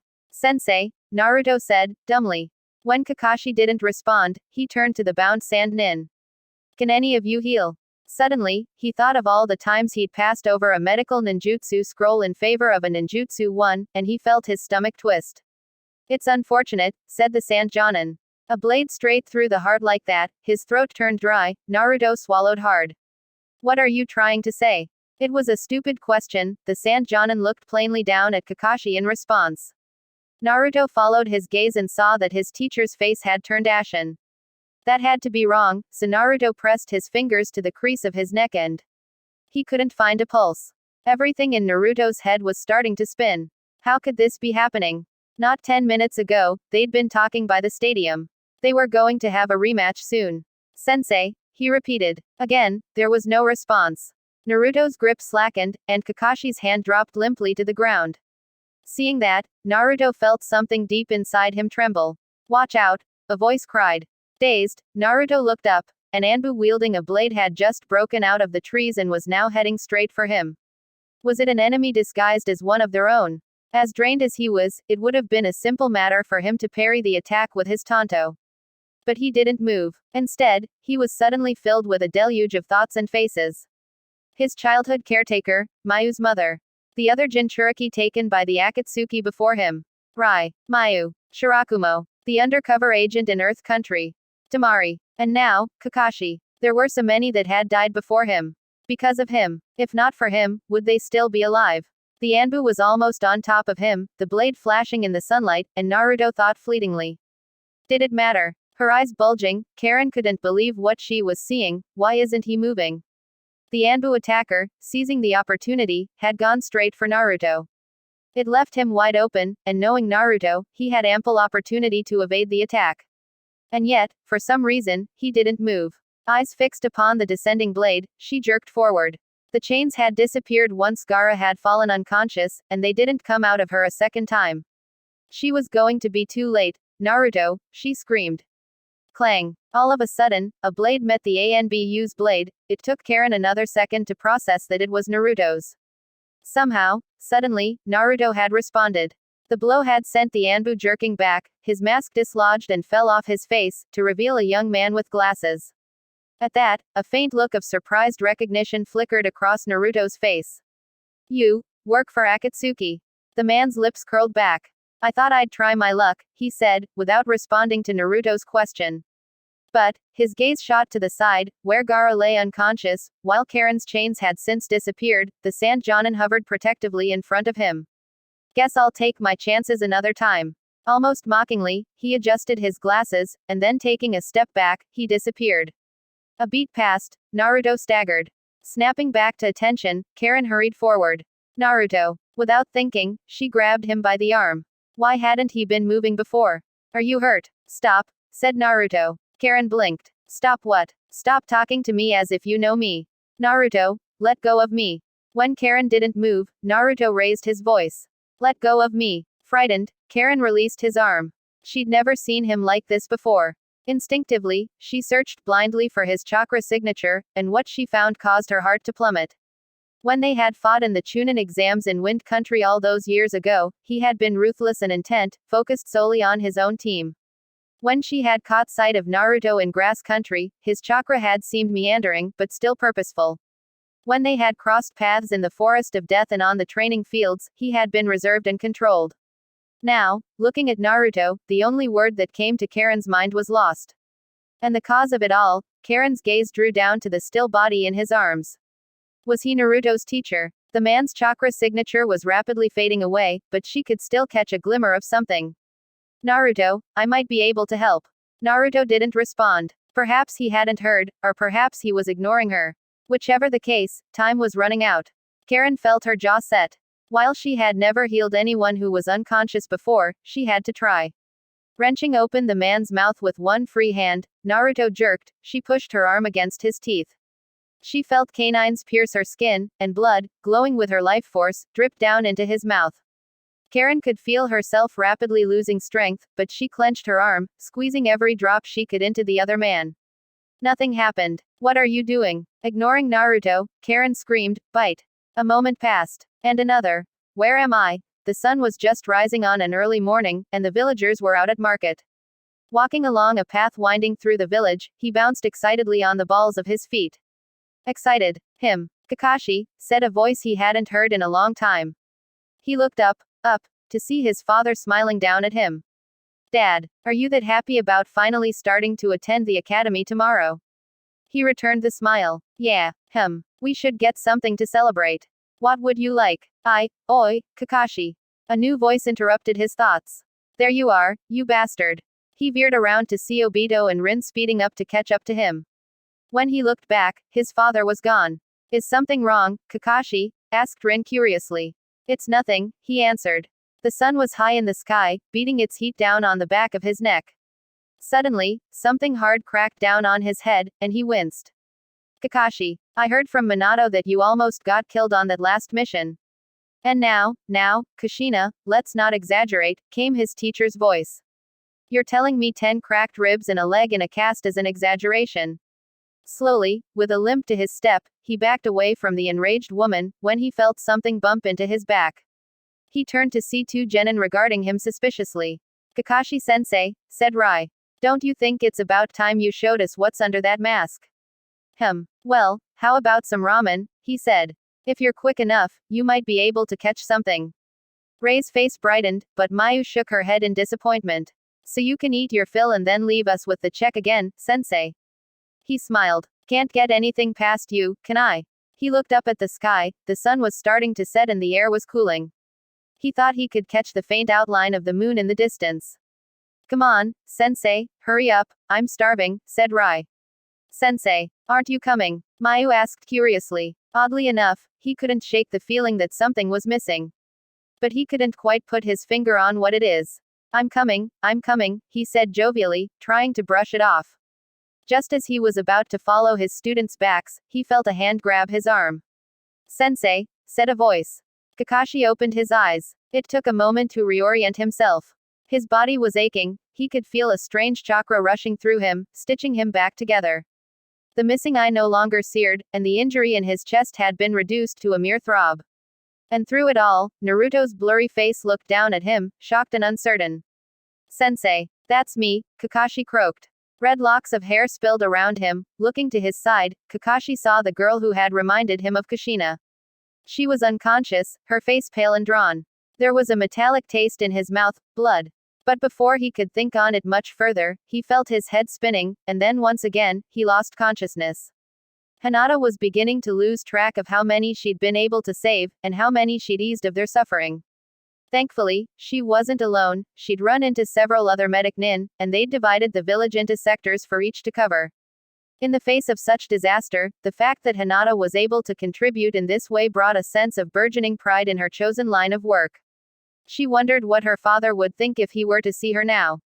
Lowering her hands from her latest patient, Hinata turned to the worried Chunin. I've stabilized her condition for now, but get her to the hospital. I heard that the Anbu have erected a barrier, so you should be safe there. Thank you, said the Chunin, scooping up her patient. While her face was still pale, her breathing had somewhat eased. If there's anything I can do, go. With a nod, the Chunin disappeared. Hinata let out an exhale, and stood up. As expected, she was starting to feel the strain of using her Byakugan so many times. Fortunately, the battle seemed to be winding down.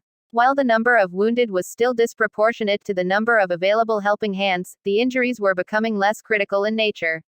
Hinata had turned to move on to the next district, when she heard a sound. Coughing. Reactivating her Byakugan, Hinata held up her hands in a defensive position and cautiously advanced. There was a man there, hidden behind what used to be a pharmacy but was now a smoking ruin. Hinata turned the corner and saw the man, deathly pale with black hair. She'd never seen him before, but somehow, he looked oddly familiar. Just as he came into view, he hunched over and heaved.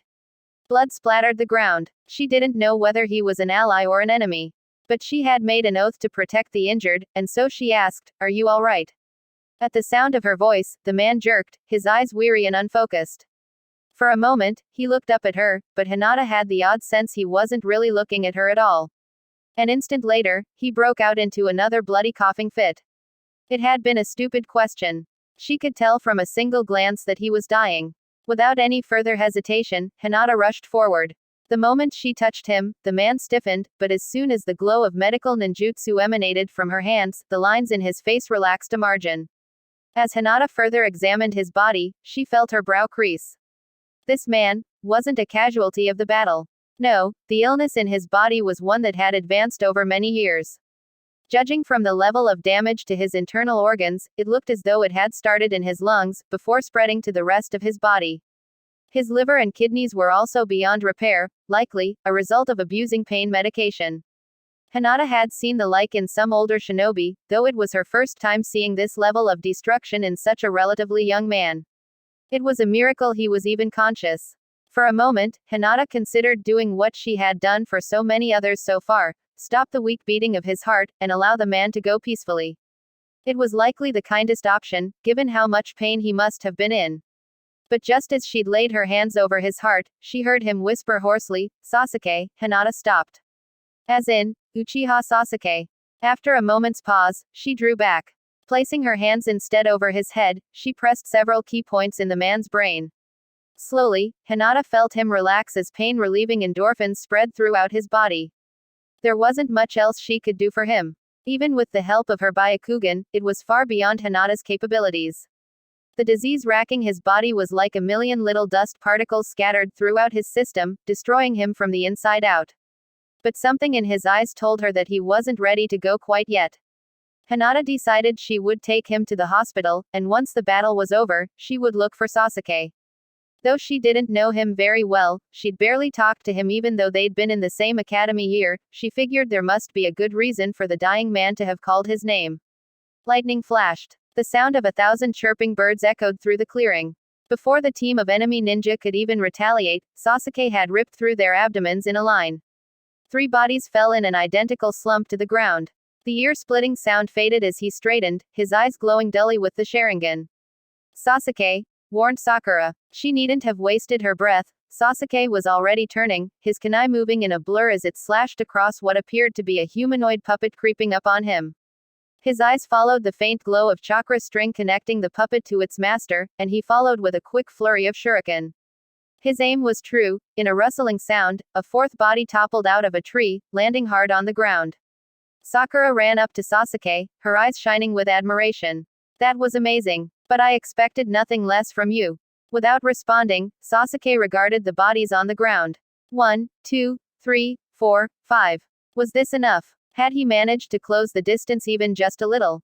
With the way he was now, would he be able to defeat Kakashi? Naruto. His brother. "I hope everyone's okay," said Sakura, looking back at the rooftops peeking over in the distance. "Do you think we should head back?" "They'll be fine," Sasuke replied. "I'm going to check the perimeter once again." Without waiting for a response, he took off. Sakura's footsteps soon followed his. "What you found out there, was it worth it, leaving behind everything?" When he had asked the question on that night, Naruto's response hadn't been what Sasuke had expected. If you have to ask, you already know the answer. Eyes narrowing, Sasuke felt his pace pick up in speed. The surrounding scenery became a blur. Sakura's footsteps faded behind him. Jiraiya-sama. An Anbu appeared before him, his head bowed in deference.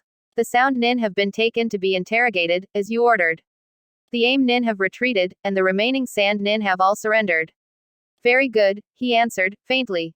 As soon as the barrier had gone down, with Jiraiya distracted, the missing nin Sasori had disappeared from battle. Presumably, he had fled the village. With how desperately the hidden sand had been searching for the third cage, they would no doubt be very interested in the information Jiraiya now had for them. It begged the question of just how involved the sand had been in the invasion, as well as how deeply the Akatsuki had managed to infiltrate each village. Jiraiya-sama, what is your next command? It seems some of the Anbu had taken the third's dying words quite literally. I leave it to you. Maybe they had been meant to be taken that way. His heart sinking, Jiraiya thought of what inevitably lay ahead. A thorough search would have to be conducted of the hidden leaf as well. Given Sasori's level of mastery in puppetry, Jiraiya would have been surprised if they hadn't slipped a sleeper agent or two within their ranks. It would go a long way towards explaining how such a disaster had managed to sneak up right under their noses. Standing on the rooftop, Jiraiya surveyed the smoking remains of the village around him. A cold breeze swept through the area, a lone leaf swirled through the air. When Kakashi opened his eyes again, he was no longer on the battlefield. He was in a makeshift hospital room, with an IV attached to his arm. It seemed like a supremely unnecessary gesture. Kakashi hadn't felt this great in years. Whatever it was that had fixed him had completely healed even his cracked ribs from his bout with Naruto the previous week. It was dimly lit, it may have been night, or it could have been a new day. Kakashi couldn't tell due to the curtains that surrounded his bed, separating him from his neighbors. The groans and murmurs of a dozen others sounded in his vicinity. A single figure sat beside the bed, red head resting in his hands. Naruto, said Kakashi. At the sound of his voice, Naruto immediately looked up. Seeing Kakashi's face, his expression melted into relief. You're awake. What happened? That hunter nin who was with Zabuza sneaked up on you. I see. I was being too careless. Kakashi swallowed hard, silently rebuking himself. But Naruto shook his head. No, it's my fault. I didn't kill that hunter nin when I had the chance, and he tried to get his revenge. Kakashi winced, the acute memory of being stabbed through his chest was coming back to him in fragments. He came at me in my blind spot. Raising himself up on his elbows, he touched a hand to his bandaged chest. I thought I was a goner for sure. Thank you, Naruto. It wasn't me. Oh, Karin is the one who healed you. Karin, Kakashi repeated thoughtfully. One after another, the girl was full of surprises. Well, I'll have to thank her personally then, when I can. Privately, he thought he would have to inquire after her lineage, as well. Naruto nodded. Yes. How's the rest of the village? Any more deaths? Said Kakashi as lightly as he could. Menma tried to go after Haku, but, well, he's in stable condition now. And last I heard from Sasuke and Sakura, they were still in the search party for wounded. Anyone else? The Hokage is dead. Kakashi breathed in sharply. Raising a hand to the bridge of his nose, he pinched it. Ah. For a moment, the two were silent. Several beds over, the occupant began to cough up what sounded like half of their lung. Suddenly, Kakashi thought of the last time they'd been in the hospital together, back during the Chunin exams, in the hidden sand, when Naruto had passed out from the effects of the taboo seal. That time around, Naruto had been the one in the hospital bed. You know, none of this is your fault, if that's what you're thinking, said Kakashi. Naruto shrugged. Even if it's not my fault, I am one of the reasons this happened.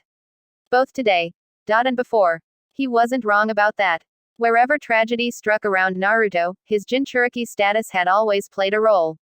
Is everything alright, Naruto? You're the one in the hospital. You know what I mean. Silence ensued. The curtains surrounding the bed jostled as a pair of cursing medics ran by.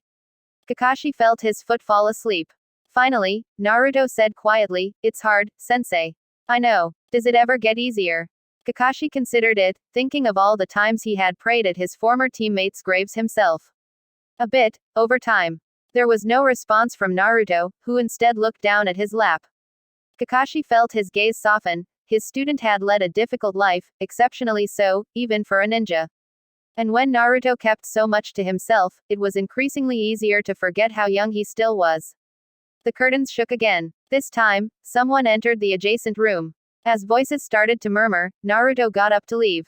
Kakashi cleared his throat. Our team, let's visit their grave together soon. It was something he had meant to bring up for some time now, and he felt ashamed it had taken him so long to finally do so. Naruto stopped, his back turned to Kakashi. A beat passed, a still moment in which unfamiliar voices sounded in the dim light and Kakashi held his breath. And then, he nodded. Right, he said in a tight voice. As was standard procedure on the battlefield, Hinata was stopped by the Anbu manning the barrier surrounding the hospital. My name is Hyuga Hinata. I'm a Chunin-level medic nin, here to transfer a patient for intensive care. Did you identify the patient? No, I could not. The Anbu nodded, and stepped back to signal the others to temporarily grant them entry, when his head veered down towards the man's face. In any other situation, it would have been almost comical how far back the Anbu jumped. Uchiha Itachi. Hinata's pulse quickened and she connected the dots in an instant. That explained the strange sense of familiarity. Not only did the man resemble Sasuke, he was an infamous S-rank missing nin. At Hinata's medical orientation, he had been listed as a Category 5, someone who all medic nin should flee at the sight of, regardless of whether any wounded remained on site. 3 other Anbu had already appeared as backup, and Hinata knew if she let it go on much longer, she could very well be facing an entire platoon, agents who'd be better spent out fighting on the field, instead of trying to arrest an already half-dead man. Please, I give my word as a medic, that this man is in no condition to be a threat to anyone, said Hinata. Uchiha Itachi is a master of deception, the Anbu snapped. Stand down, medic. Hinata hesitated. Regardless of the man's identity or past, he was dying and needed immediate medical attention. However, be as it may, in the face of hierarchy, the opinion of a mere Chunin carried very little weight. She lowered the man's body to the ground, and in an instant the Anbu swarmed him. When Naruto had last left his apartment, he had walked through a crowded, bustling marketplace filled with the sounds of villagers going about their daily routine. Here and there, he'd attracted whispers and sometimes glares, and he'd caught bits and pieces of mundane conversations about everyday lives. Now, as he returned to his apartment, the way was silent, punctuated only by the occasional shouts of passing scouts and medics. The last of the fires had only just been put out, not a single part of the village was untouched. From what he'd overheard at the hospital, there were at least several hundred dead, mostly Chunin. While they had managed to capture some enemy ninja, it would take the intelligence division some time before they could extract any useful information, and by then, some worried, it would be too late. The outlook for the Hidden Leaf was grim. And at this time, when they needed strong leadership the most, the Hokage was dead. The situation couldn't have been any worse. Ironically enough, beyond the dark smoke still clouding the Hidden Leaf, the skies were clear and blue. It was a beautiful day. The way home had long been ingrained into Naruto's muscles. Step by step, he passed through the smoking ruin of the village. Even without the familiar landmarks to guide his way, it didn't take long for Naruto to find his apartment. Or, rather, what remained of it. A chunk from an adjacent building had crashed straight through it. The only thing left now was a pile of bricks. All of his possessions, few as they were, his books, his spare tanto, were gone. He hadn't considered that his apartment would have been reduced to a pile of rubble. But, he supposed, there was no reason why it would have been spared. Sitting down on a lone slab of rock, Naruto rested his head on his knuckles. A breeze swept through the area, and he closed his eyes. His head, once full of an unending cycle of questions, felt clear at last. Naruto had never really understood why he, of all people, had been the 4th Hokage's son. Why he'd been made into a Jinchuriki, and why his teammates had died. Why, even now, he continued to live and breathe. But as it turned out, the answer he'd been searching for was something very simple. There was nothing Naruto could do about what had happened to him. He killed, sometimes because his mission required it, and at times unnecessarily. His teammates had been in the wrong place at the wrong time, and paid for it with their lives. Kakashi, too, should have died, but he had been fortunate enough that someone who could heal him had been there, in the right place, at the right time. Or maybe, it was because Naruto had once decided on a whim to help a starving girl. The bottom line was, there was no rhyme or reason as to why things happened. There were only consequences, and whoever was left afterwards had no choice but to pick up after the rubble. It was a cruel and unfair world. Did it have to be that way? Opening his eyes, Naruto raised his gaze to the sky. The vast blue was starting to take on an orange sheen as the sun began to set. Tomorrow as well, the sun would rise and set. While the leaf may have been in mourning, the world would continue to move. Slowly, Naruto raised a hand to his chest. The void was still there, and perhaps it was true that nothing would ever be able to fill it up. But despite everything, Kakashi was alive. And at that moment, Naruto was glad to be, too.